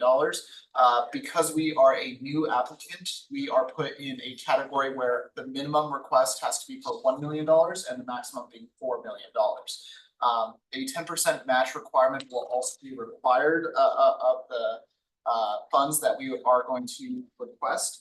That can be supplemented a couple of different ways, primarily of which we originally thought would be supplemented by CDBG funds, which we have already awarded to us year over year. Those are federal dollars that we could supplant for that match requirement, but we could also play around with some numbers. And I believe George has brought up that we have some local document recording fees that could also be used to meet that 10% match requirement. The period of performance for the overall grant is 4 years. That'll be November 15th of 24 to 2028, a 48-month period. And the application will be due by August 19th. So we have a couple of weeks to kind of put that application together, which is why we're bringing this to you early to see if this is something the commissioners would be interested in. And then previous year awardees are ineligible. So if a applicant who has previously received this grant opportunity has received this award last year, they are ineligible this year to essentially get the same award. We are in a really good position for potentially going after this grant opportunity. Next slide, please. So just some additional information, if you'll recall that 65% of funds received have to go to direct lead hazard control costs. Other eligible activities that are not categorized within that 65% could go to temporary relocation of individuals that may be receiving the remediation work, outreach, data collection, and blood tests. There will be kind of mandatory blood testing of children under 6 years old to see if there's a high presence of lead content. That cost associated with the blood test is going to be able to be covered by the grant itself. Important criteria for those beneficiaries as well for eligible homes that we could potentially work on is going to primarily focus on rental housing. Of a rental housing complex, 50% of the occupied families have to be at or below 50% area median income. So this is primarily focusing on low income or extremely low income individuals. The other half, 50%, have to be at or below 80% area median income. And there's priorities for families with children, specifically that children under 6 years old. If there is a housing owned property that has a high presence of lead content, they have to be at or below 80% area median income, and not less than 90% of all the units that we help have to be occupied or have a significant presence of a child under 6 years old. There is that 10% that a child does not have to be present, but primarily we don't want children eating lead paint chips. Next slide, please. So a couple of requirements of the grant that we felt should be important to bring up. There will be an inspection and assessment for presence of lead. That is mandatory for the work to be continued. Presumption of a presence of lead is not permitted. There has to be an actual inspection to notify that lead is present before work can be completed. There will also be mandatory blood testing of children that are under 6. Please note that the grant does not cover medical expenses of children. We can only identify that there's a high presence of lead, but cannot necessarily do anything to help with those medical costs associated with that. All goods and services for this grant have to be procured through a competitive procurement process. That will likely look like a competitive bid process for some of those licensed contractors who are qualified in lead abatement and then using the lowest bid there for the work. There will be required grantee trainings for people who are overseeing the program, and that's going to look like 2 per year. And then a certification of consistency with the HCD consolidated plan. That's our 5-year consolidated plan where we will essentially have to have a certificate that states that lead remediation is in compliance and applies with our goals and objectives for a 5-year plan. And there will also be a mandatory environmental review for each project. And then we'll also need a program manager to oversee the program. That could look like somebody within our own department or potentially a partner organization we may work with to do the work on our behalf. Next slide, please. So the map that you see before you is from the Washington State Department of Health lead risk and exposure data.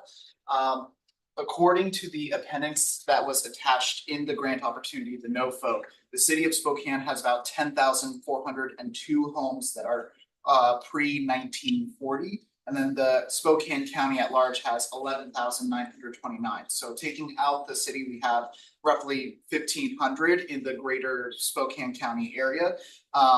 And as you can see on that map there, a lot of those homes that are within the city are primarily focused in the downtown heart of Spokane. And then a lot of within the county, about 25 to 60% of units that have a lead hazard are located within the southeast quadrant. It's half Mary's district. So as you can see, just kind of from the map provided by the health department, that there is a large presence of lead, or potential for presence of lead, in a lot of those homes because they are built pre-1940.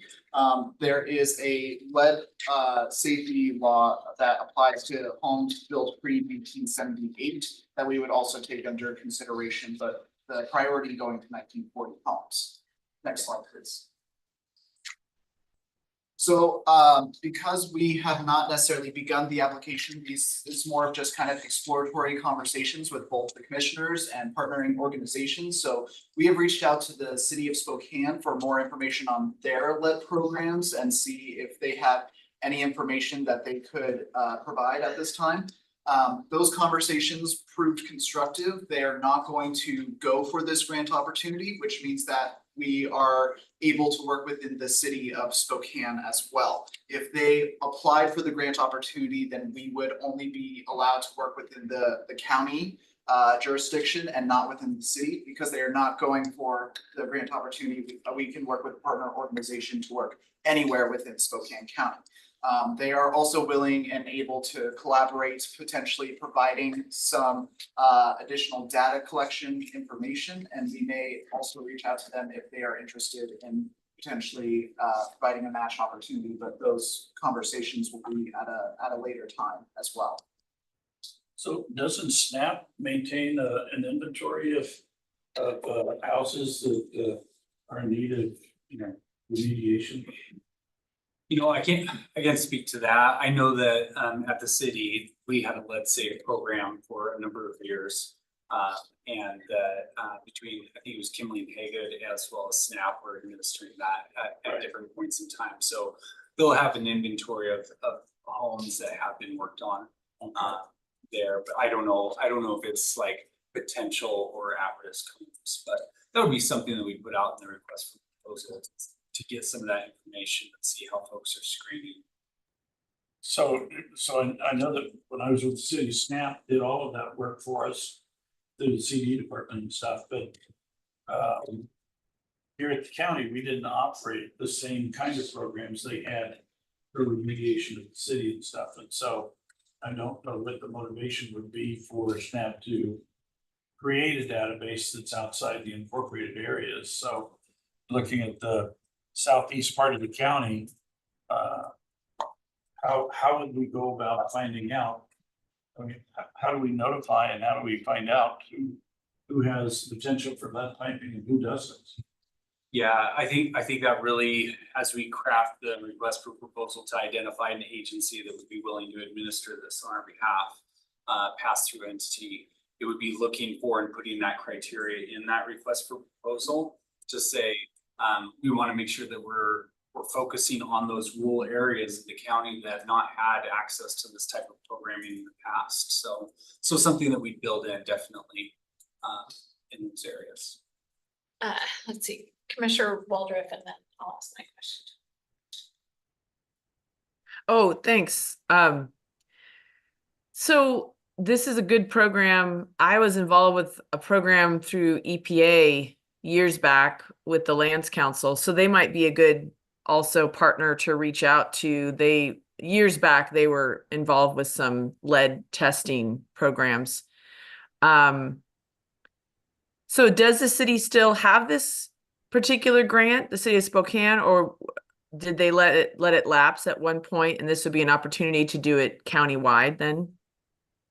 So my conversations with the city have been very minimal to start, but from my understanding, the the program, they don't have an official red program similar to what is presented before you today. They more have a policy of when they're doing remediation or rehab work, that they will address any lead abatement issues at that time. So if they are partnering with SNAP currently to do any rehabilitation work on any homes or commercial buildings, then lead abatement would occur. So they're just using general CDBG dollars then that funnel through SNAP to do that. And this would allow you to basically go to a different pot of funds to address any lead issues. So I think it's a great opportunity because you can really, to do lead abatement, it's very, it can be costly and use up a lot of the community development block grant monies. So if this is another source that could be matched with the CDBG, that seems like it makes a lot of sense to be doing when you're doing home rehabs. Can I ask, so in your presentation, you reference the lead-based paints. Commissioner French referenced lead pipes. I mean, I assume both are, you can use them for either. And then are there other sources of lead that you think this would be used? I mean, that's common in houses, and I guess I'm sure it all depends on the severity and what you're rehabbing, but what's sort of the average cost you would think per unit to remediate lead in them? I'm just trying to get an idea on, say we get, I mean, the minimum request $1 million, say we get $1 million. How many, and then, I mean, you said it's like, say 11,000 units or so. So how much of a dent can we make with $1 million?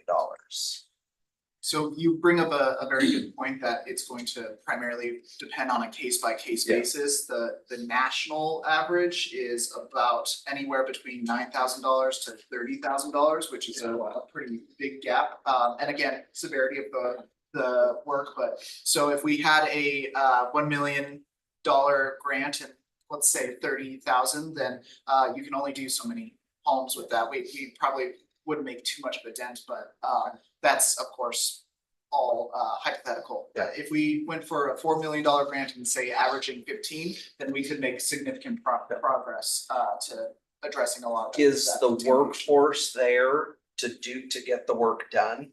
Because you can have all the money, but if you don't have the people that can actually go in and do the remediate, do we know how does I've never had to remediate a building for lead. I don't know.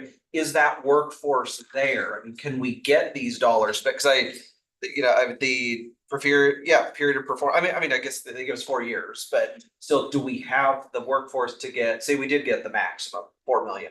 Would we be able to spend the $4 million? I guess how much do you want to ask for? Are you going on the low end? You going on the high end? What do you think? And can we actually spend it all? Yeah, I don't know if we've identified exactly at this point. We wanted to get your feel for it to see if that's something that you'd like us to pursue. That's one thing that Aiden and I have talked about is we want to make sure that we're really data driven in how we proceed so that we don't get out ahead of ourselves asking for more money than we can spend or too little money. So I think that as Aiden takes a look at this, and working with the city staff, their GIS team's willing and able to help out with running some analytics on what it looks like within the city area, and Aiden can work with our GIS team to get some better information there as well. And then we'll just kind of formulate our ask based off of that. Regarding qualified folks, I think there is an adequate workforce right now of organizations that do hazard remediation. Is it sufficient for the volume and scope of work? I mean, I would probably venture to say maybe not at this time, since there hasn't, to Commissioner Waldrop's point, the city hasn't had their lead program since I think it was 2015 was the last year they had that specific program. So there's a bunch of certifications and everything that go along with any of that hazardous material. So there may be a ramp up period on that as well, but again, that's something that we're going to work with all these different organizations to get a better handle on it. So one of the other major costs with regard to remediation for lead paint is that a lot of the paint was on lath and plaster walls, which contained asbestos. So you now have to deal with the asbestos to be able to deal with the lead. We have to get rid of both of them and stuff. And so my suspicion is we're going to end up getting, we're going to end up on the higher side for the remediation, just because the nature of construction in this area and you know, three elements between lead piping for water, lead paint, and then on top of that, then asbestos, which will end up being impacted by just being able to get access to the other two. So Then you could have this situation where people are just, that's more of a hassle I wanna deal with, so.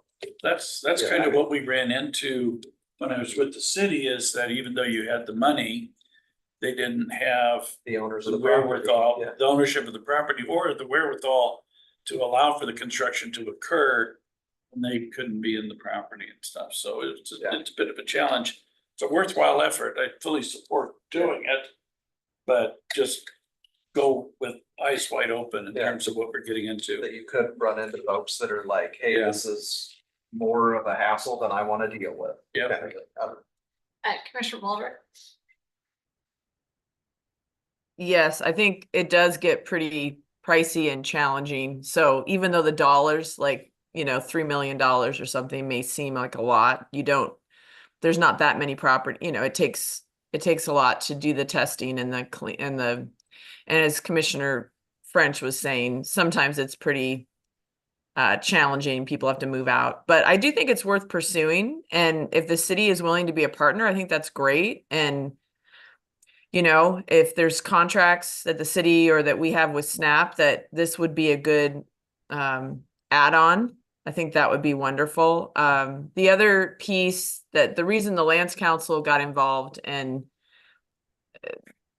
the other piece of this is, if kids have been exposed in the home, there does, hopefully there'll be a handoff or some sort of connection to making sure any kids do get their blood lead levels checked, and, you know, have any follow-up medical.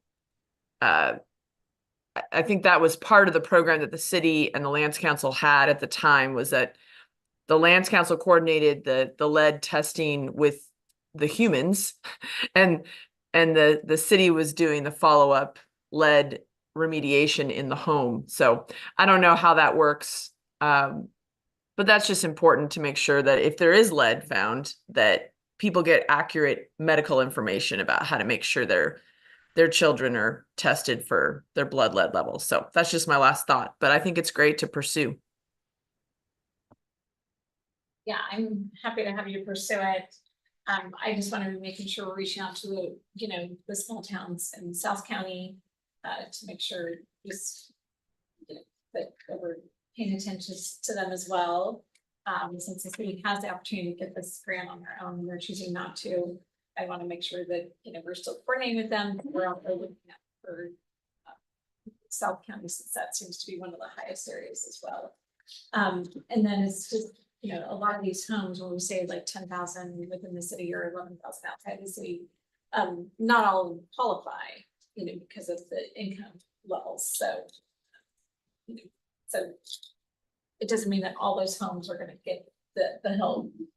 They still have to meet the qualification, you know, for this grant. So I just want to be making sure that, yes, our partners that we choose to work with on this are looking holistically across the county.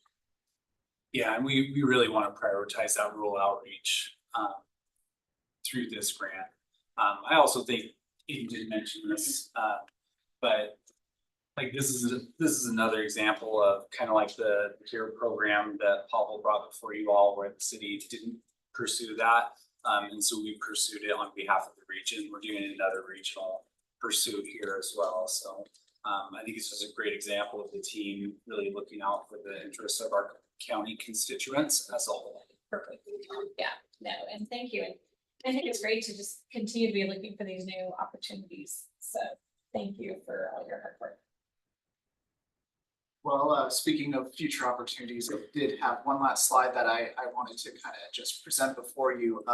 These are future NOFOs, which are those notice of funding opportunities. These are not available at this time, but two that are going to be provided by HUD that we thought may be of interest to the county was the Healthy Homes Production Grant, which is a $1 to $2 million request, which would be eligible cost for testing for carbon monoxide, allergens, radon, or other hazards.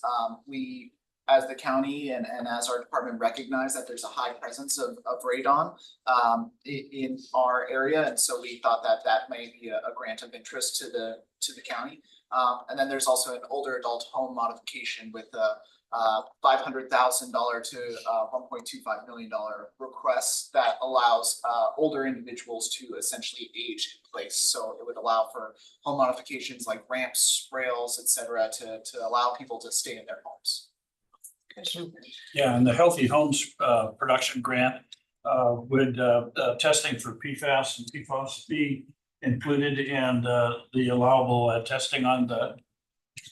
When I read through the NOFO, I don't believe there is testing for PFOS at this time, but I'll have to wait until the NOFO actually comes out to go through their requirements. Yeah, I'd like to put that high on your list in terms of trying to find, additional funds for doing testing, if nothing else.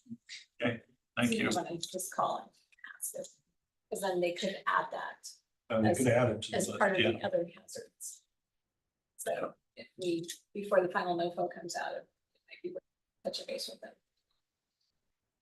Might be worth just also letting alt aging and long-term care, Eastern Washington, that we're going for this. So, I mean, if we're successful in getting something like this, if they have folks they can direct our way, they can utilize it as well. Letters of support for the grant. Yeah. Too. So. Okay, great. Thank you very much. Appreciate it. Okay, that's going to take us to miscellaneous. I do have Commissioner Jordan said he's got a miscellaneous, and Commissioner French has let me know he's got two miscellaneous. Does that mean I'm up first? You're up first. You let me know first. Is Kyle in the room, Tuig? Yes. Okay. Yeah, I just wanted to thank you, Madam Chair. Briefly just commend to the board's attention a letter that we all received from SWAC, the Solid Waste Advisory Committee, back in May 16th. As you all know, I serve on that committee.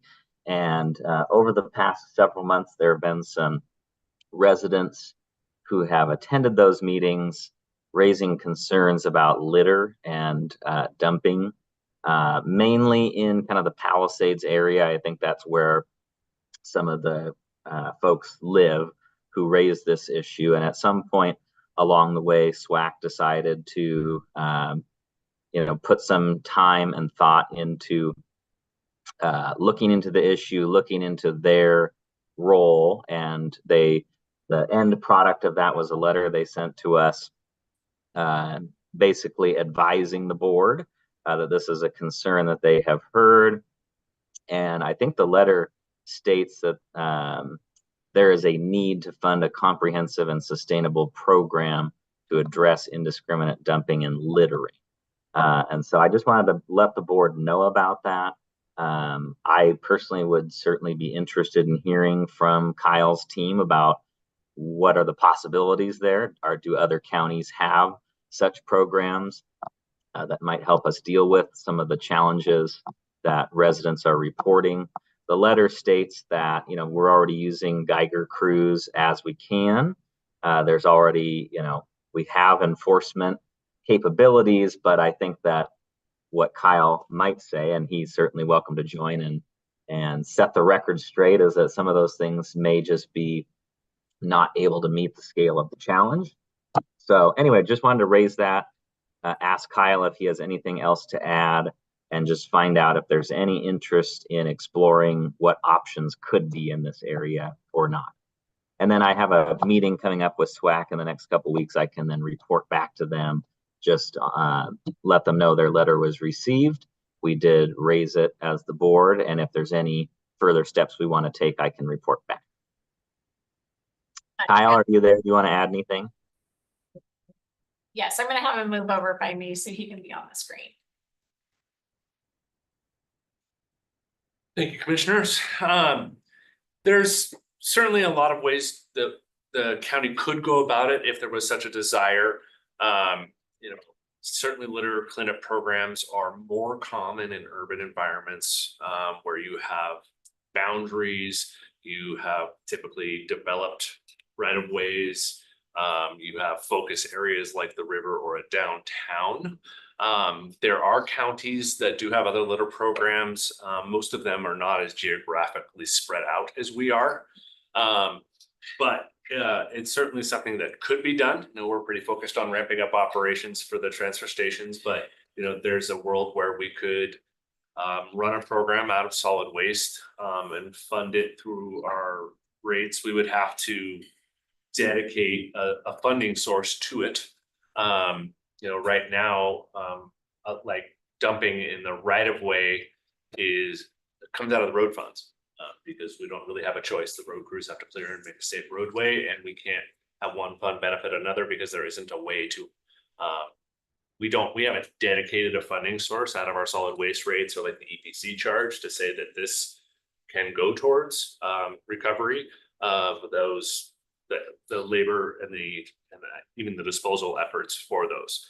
As we know, the Geiger crews are becoming less and less available based on the nature of the inmates. So it's really a commissioner call if this is something we wanted to fund and move forward. The other, I think, piece of this that could be done in tandem, and again, if we do something, I get to be next year, just from what we're focused on this year. But that would be emergency cleanup. So it would be something that the commissioners could elect to, again, have kind of start building up a fund that goes towards litter cleanup and potentially for emergency cleanup. If we have another windstorm or we have another fire and we wanted to cover some of the disposal fees or a portion of homeowner disposal fees, we have to have something dedicated to that. But that's certainly an option. Those things could be kind of be done in parallel if we so wanted to. That would go, you know, be a charge that we would likely add on to our solid waste rates. You know, and how we do it is certainly a question I'd like Deb to work with me a little bit more on. What does that look like? Are we actually hiring staff to do so? Are we asking hiring the road crews to do it? Or, you know, option 3, are we contracting out with the city of Spokane Valley uses Revival or something like that? No, they use one of the nonprofits. Yeah, I think it's something like Sean's group. That they contract with. They do a lot of their stuff. They use that same group for, you know, mowing their swales, litter cleanup. It's all wrapped into one. So I couldn't really get any idea of what they're spending on it because it's part of a larger contract of services that they hire them for, which litter is a component of. Just a second, okay. Second ago. Commissioner French raised his hand first. Well, Sheriff Knowles and I, back, I think in April, we met with the Palisades group because it was a combination of garbage that was being deposited, but also homeless camps that were starting to rise, and it was the homeless camps that were creating the greatest amount of debris out there and stuff. And so the sheriff was going to try and increase patrolling in the area to try and prevent some of that from happening. But then there was also another property, and it's really problematic because as Kyle alluded to, properties that are on the boundary, and this happens to be on the boundary between the city and the county, is, you know, whose responsibility is it, whose trash is it? And then you get into that kind of quandary to try and address. But there was one property that was park property, and it was just a matter of putting up a barricade to stop people from going down the road and dumping off the trash. And so I'm just wondering if, you know, some of the challenges we have on the West Plains are right of ways that are not developed, but are still open to the public. And then they use those right of ways as a way to go down, dump their trash and get out. And so that I'm just wondering, maybe, doing something that's just a matter of putting barricades on some of those right of ways that aren't developed, that might prevent some of the trash from locating down there and stuff. But it is becoming more and more of a problem. And it really, as Sheriff Knowles and I had the conversation with the Palisades folks, it was a problem that is seeping out of the city and into the county and stuff. It's not sure whether it was the sheriff or me that suggested building a wall, but that was a joke. But there is a problem. The city of Spokane's gonna pay for it. And the city of Spokane will pay for it, right? But it is a problem. And so, and it might be a combination of different kinds of programs to address it. If I don't want to put the road fund in a position where they're picking up the cost of it. But if it's just a matter of maybe throwing a couple Jersey barriers up so that people can't go down there, maybe that will help stop some of it, but it won't stop all of it. People are very opportunistic in terms of getting rid of their trash and not having to pay for it. Yeah, and it's a little, sorry, I don't want to jump in front of Oh, Commissioner. go ahead, Kyle. And it's a little, we have a different, we have a different, geography than an urban area. They're dealing with different problems. So there not a lot of streets within an urban environment where you can just drive down with a pickup load of trash and drop it in front of your neighbors. We got thousands of miles of areas like that where you'll never get seen or caught. So we do have to be reactive. There is, the industry kind of does lean into kind of like the broken window theory, which is the more you see, the more it happens. So the more proactive you can be on it, the less you're likely to see. We've looked at some of the right of ways. We did close Euclid out on the West Plains to a little bit of chagrin of, there's always one property owner who is, they're the ones who've been out there cleaning up half the garbage, when we do come through. But yeah, right now, if it's obstructing the roadway, the road crews have to just take it and eat it. In fact, they have to pay to dispose of it even, which is unfortunate. So I think there is certainly, we can shore up a program and see what works. But it does start with funding something. We have to be sensitive, obviously, on our disposal rates, because if they get too high, then dumping actually increases. But if we start with $1 a load or $2 a load that goes to fund a program, that is something we could bring forward and start working on a program. So Commissioner Kearns had a question first and then Commissioner Jordan. I guess some of my question was, do you know what other communities do to kind of comment? I see some of the examples on here, like signage. I don't think signage is gonna make it different. I don't think the problem is that people don't know that dumping is illegal. Like, they know what they're doing is wrong. So I don't think signage is gonna do anything. The cameras, I assume most of this dumping is probably done at night. And the cameras, you may know what type of vehicle it is. You're not gonna get a plate. You're not gonna get anything off there. So what other, do you know of any type of programs other than just getting out there quick and cleaning it up that can help combat this type of thing? Commissioner French about, putting up an actual barrier to maybe an area so a vehicle can't get to a common dump site. That could work, but I know of one spot that's out near my district that is a common dump site. But it's right along a major arterial, but people just pull off, toss the junk out, and they drive off, probably in the middle of the night. So it's like, there's no way you'd be able to block. I think I actually sent you an email about it just a couple weeks ago. And you said fencing that would be astronomical. What do other communities do for this? It is really a mix. You've seen, the city of Spokane, they have their solid waste funds, code enforcement activities that are cleaning up, encampments on the river and things along those lines. Even the river keeper, is friends with half of the campers on the line because they'll literally bring him bags of trash when he's coming by. But at least they're helping him. you know, like you said, in the valley, they have their kind of their right-of-way maintenance crew basically that they outsource to addresses it. I don't think there's a lot of great examples for counties like ours that are so vast. You know, Kitsap County has a really strong program, but Kitsap's like, you know, it's tiny compared to Spokane County. So I think we'd have to take a few different strategies and see what's working for us. Enforcement is pretty much a non-starter. I mean, we have videos of folks actively jumping with plates, but I mean, getting to the sheriff's, you know, to actually cite them, to get the prosecutors to take it to court, and then to get a judge to do something about it, and that's for one person, one time.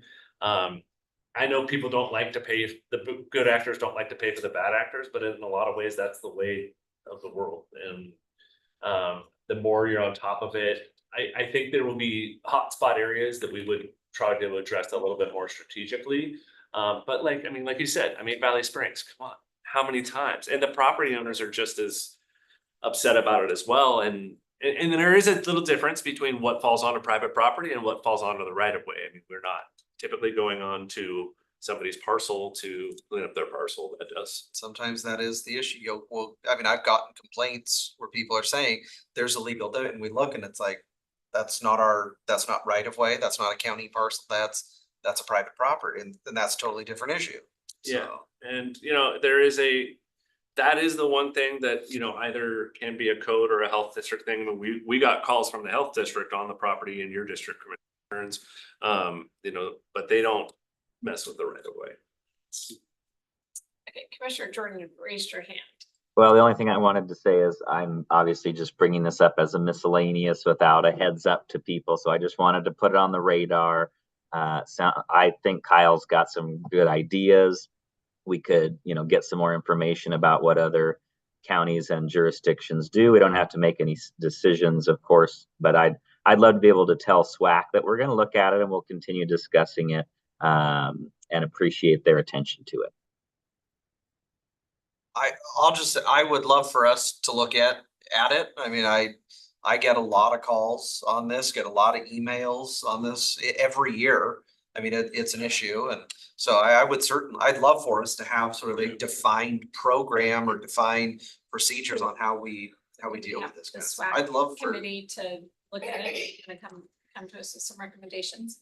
I mean, I'd ask Kai, I mean, is that appropriate, or do you have something? I mean, SWAC may not know sort of our staff's bandwidth, what they can handle. So I don't know, is it better for SWAC to look at ideas, or is it better for us to sort of task Kyle and Deb and Lindsay to sort of look at? Deb and Lindsay have done a ton of research, and they have the best connections with the other counties and the other jurisdictions as far as what is working for other folks. Okay. So I'd like to start there, and then what we might do is bounce some ideas to SWAC and say, you know, what's appealing out of this, and if they want to put a recommendation forward, you know, like during rate setting time, that might be an appropriate kind of steps in the process. We could come back with the thoughts. I think there's going to be a little bit of a, you know, learning curve for sure, and you know, I'm hesitant to put one more thing on Deb and Lindsay's plate right now, but we can absolutely do some work on this and bring some recommendations both to SWAC and to the board. So one thing we might want to consider is maybe going back and looking at our litter ordinance and raising the penalties on that so that it makes it, you know, maybe scary to figure that if you're going to get caught, you're going to be hit with a big bill, not a small bill. I think right now it's only like $150. Like an uncovered load. Yeah, maybe it should be closer to $1,000 kind of a deal, or some other number that'll actually get your attention. Anyway, just an idea. Okay, thank you. Commissioner French, you had 2 miscellaneous. Yeah, so it was brought to my attention a couple weeks ago, and both Mayor Cooper, I, and Arian met with Peak last week about right now, those that were impacted by the Elk Fire do not have access to either internet and or cell tower service in that area. And so Peak could set up a cow in that vicinity and be able to provide internet and cell service for the folks that have been impacted by the fire. And so I said, well, okay, so for how much? And they said it's probably between $80,000 and $100,000 to set it up and operate it in that vicinity and stuff. And so I talked to Jeff and he was comfortable that he could find the money to be able to pay for that. And also talked to Commissioner Kearns about, you know, is this a priority in his district with the fire or the Oregon fire being in his, and the consensus was yes. What do we do? And so I just want to bring that forward for the board's consideration and see if we could maybe work through Broadlink and Peak to get access for internet and cell service for folks who've been impacted by the fire. I think I'll just say it broadly for having that discussion. You've got our operating committee sitting right here in front of you. So I know it's a discussion that's going on to figure out what to do and who funds it. Just because it's not in Broadlink's long-term nature to be funding these things. And so it's just, I think that was part of our discussions at our last board meeting. And so it's an ongoing discussion, knowing timing wise, we need to figure it out sooner than later. Yeah, they need to do two things. They would need to, there's a cost to deploy the cows and set the tower up. Then there's a cost of adding equipment to the top to provide the broadband. It wouldn't be cellular from what I understand. But broadband connectivity there, then the individuals could subscribe with a broadband provider or with a broadband provider. So this would actually provide the signaling up there. And I think depending on how extensive equipment you did, I want to say it was between 70,000 to 120,000 in that area. Does that sound about right? Whether they did 4 sectors or 2 sectors. So In addition to the I think that was including the cow, as I recall. That was including the equipment. That'd be setup. consistent with the meeting we had with Peak. They said 80 to 100 was kind of their ballpark, but that was with the cow and stuff. So and so I would probably loop back with Jeff, and he had some ideas about where we could get the money to be able to do that. But I just think, you know, for access for these folks that are just basically, you know, stranded, you know, how do we do it? So I think that was the question that Yeah. Broadlink board had is, can be done, who funds it? Yeah. Where's the funds come from Right. for it? If I recall correctly, there was an ISP interested or 2 ISPs interested, which I think so. I think you're right. we need that private partner to actually get the. So that's one item. And during the conversation, there was a discussion about, you know, access to the towers that we have, that we set up for emergency communications and stuff. And I just wanted to reiterate, very purposeful about making sure that the ownership of those towers was county ownership. There seems to be some confusion about that. And so that's the only reason I raise it, is just to kind of remind that that's a county asset. So my second miscellaneous item is something that came to me here a couple weeks ago about maintaining voter integrity, and would there be an opportunity to put a camera outside of the elections office so that it would be able to capture anybody that was trying to engage in nefarious activities around the elections office on the outside. I know you can't do it on the inside, but is there Doing it on the inside. what's that? They have cameras on the inside. No, he's talking about outside, which I thought they did Right. have Oh, outside. I thought they didn't have them inside, No, because that was. they do have them inside. They do, okay. Yes, on some of the main doors, so that way if you're, once you go I think it's on the door to, between the break room and the ballot processing area. Okay. So, so the question was raised, would we, one, consider it? Two, would it provide value? Right, but he also said, I know you're talking outside, Yes. but you didn't think we had inside ones. We do have inside ones. Well, so, but I was, so we don't have it.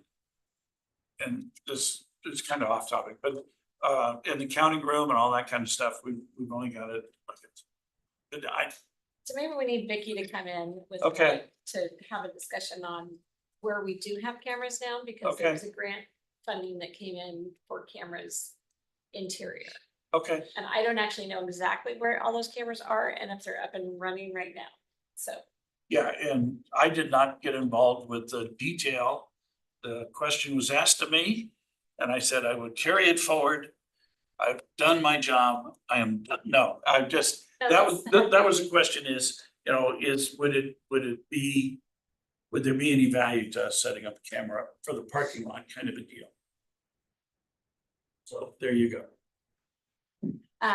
So let's put an agenda item to have Vicky come in and talk to us about what we have for cameras, just so we all know. Yeah. And we can tell the public as to where all the cameras are, because I know there was a grant that came in a year ago for this.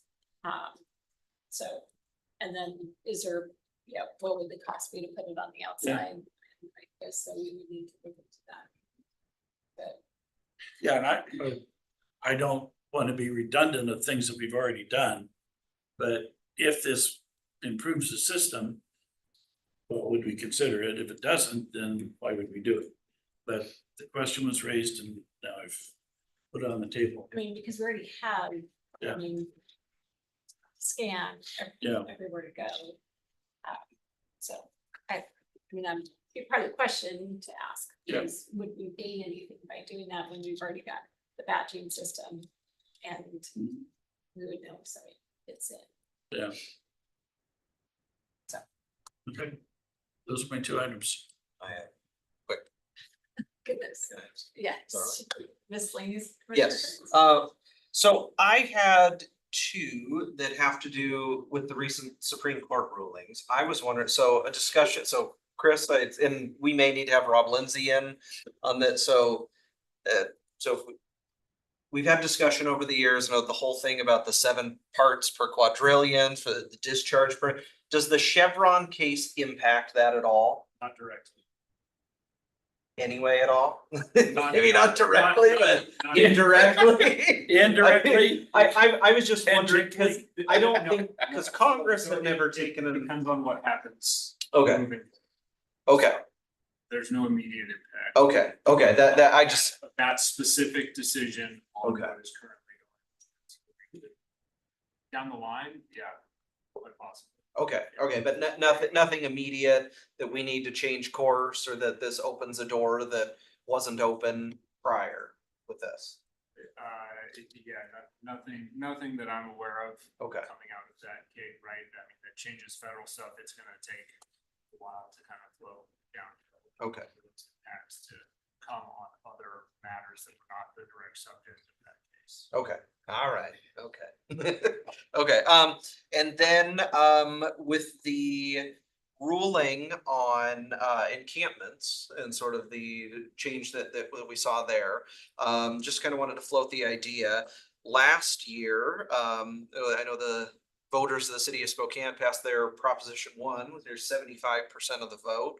Now that sort of question mark or sort of murkiness around the legality of that is now cleared up. Just wanted to kind of put it out there if we at the county would be willing to put something into place as well, which I'll just read from the resolution that the voters in the city of Spokane passed last year, which were that amend prohibit encampments within 1,000 feet of any public or private school, public park, playground, or licensed childcare facility. I think if something like this could pass with 75% of the vote in the city of Spokane, I think it would probably pass by more countywide. And I was thinking maybe this is something we should consider putting in place for unincorporated county. So we can kind of have that continuity, at least across the 2 largest jurisdictions. We currently have code on the books that prohibits camping in the unincorporated county on any street, sidewalk, publicly owned parking lot, publicly owned area, improved or unimproved, or any public area where camping obstructs, interferes with the public right of way or intended use of the property. Yep, I know, I was here when we passed it. Right. But So, So would we so just add to it's, it? adding to it, maybe, so. well, so I mean, I would. Do you think ours is more, This is much broader than that, right? You This think already that is? Covers every Okay. area that we could possibly enforce that, okay, and so there's really. you think we we're simply good haven't been already? Enforcing it because. of Okay, the I know, Boise- yeah. the Boise decision. Yeah. So we've already outlawed exactly what you said. We can't. Okay. We can't outlaw it on private properties. Correct. It's already outlawed on public property. You know, any distance from any school. Okay, So there is effectively no camping on public property unless it's specifically authorized. okay. In the unincorporated county. This one, though, I mean, and maybe I'm reading the cities wrong, but it's 1,000 feet within public or private schools. Is that only on public property that this is? Yeah, the That does- government can't prohibit Yeah. somebody camping on their private property. Okay, but, It's only public property. okay, okay. Mr. French? But it does raise the issue about, you know, is the sheriff and all of his deputies aware of this decision, and how does it impact their day-to-day operations? And now that they have the ability to enforce it, can they? So that's the other part of the question is, you can have a law, but if it's not enforced, you don't have a law. Question for John. Yep.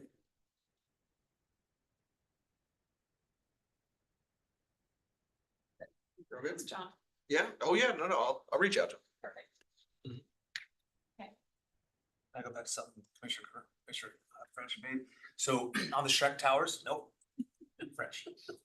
On the Shrek Towers or the county towers. Yeah. I know absolutely that Shrek has no confusion around who owns them. Shrek though, that Speak like that all the no, time. shouldn't be Broadlink either. We also have chartered Shrek with managing and maintaining the towers. They know the relationships with those that we lease from, and they know which ones are finicky and which ones are not. So we rely on them to help kind of guide us on to what it would look like if we did something different with our existing arrangement with them. So that's the piece I think it's really important to know. There's no confusion around who owns those towers. Okay. Okay, any other, Commissioner Wallner, any miscellaneous items? Goodness, I don't have any. I was just going to say that at some point, when you and Commissioner Jordan want to give us a little update on the trip to Whatcom County, that would be interesting, but no rush, but interested to learn what, who you talked to and what you learned about their successful ballot measure last year. So, but that was just one thought for a future agenda, nothing urgent. Very good, we will do that. Commissioner Jordan, I need to connect up since we've gotten back so we can put something together, so we will do that.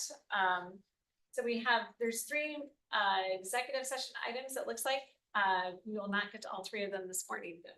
So. Only 2 today. Okay. So we are looking at 2, I will let you guys go ahead and state. Sure. Do that. So we have one under pending potential litigation pursuant to RCW 4230-110-1I. This one involved 4, Scott Simmons, myself, Kyle Tuig, I believe I saw Ben Bradabo out there. Kyle's anybody else here for I think today? Matt Coz will be doing. Okay, and Matt Koza as well. And how long? 15. 15 minutes and no action needed from the board. Okay. The second item will be to consider acquisition lease of real estate under RCW 4230-110-1B. In addition to the board, myself and Chris Anderson will be included. Jeff McMorris, Gil Halbert, and Randy Bischoff. That one is going to be 15 minutes and no action. Okay, so we are already at 11:39, so basically 11:40. We're gonna go into executive session for 30 minutes total. No action will be taken, so at the end of that 30 minutes, we'll adjourn for the day and reconvene tomorrow morning. So, thank you all very much. We'll see you back tomorrow.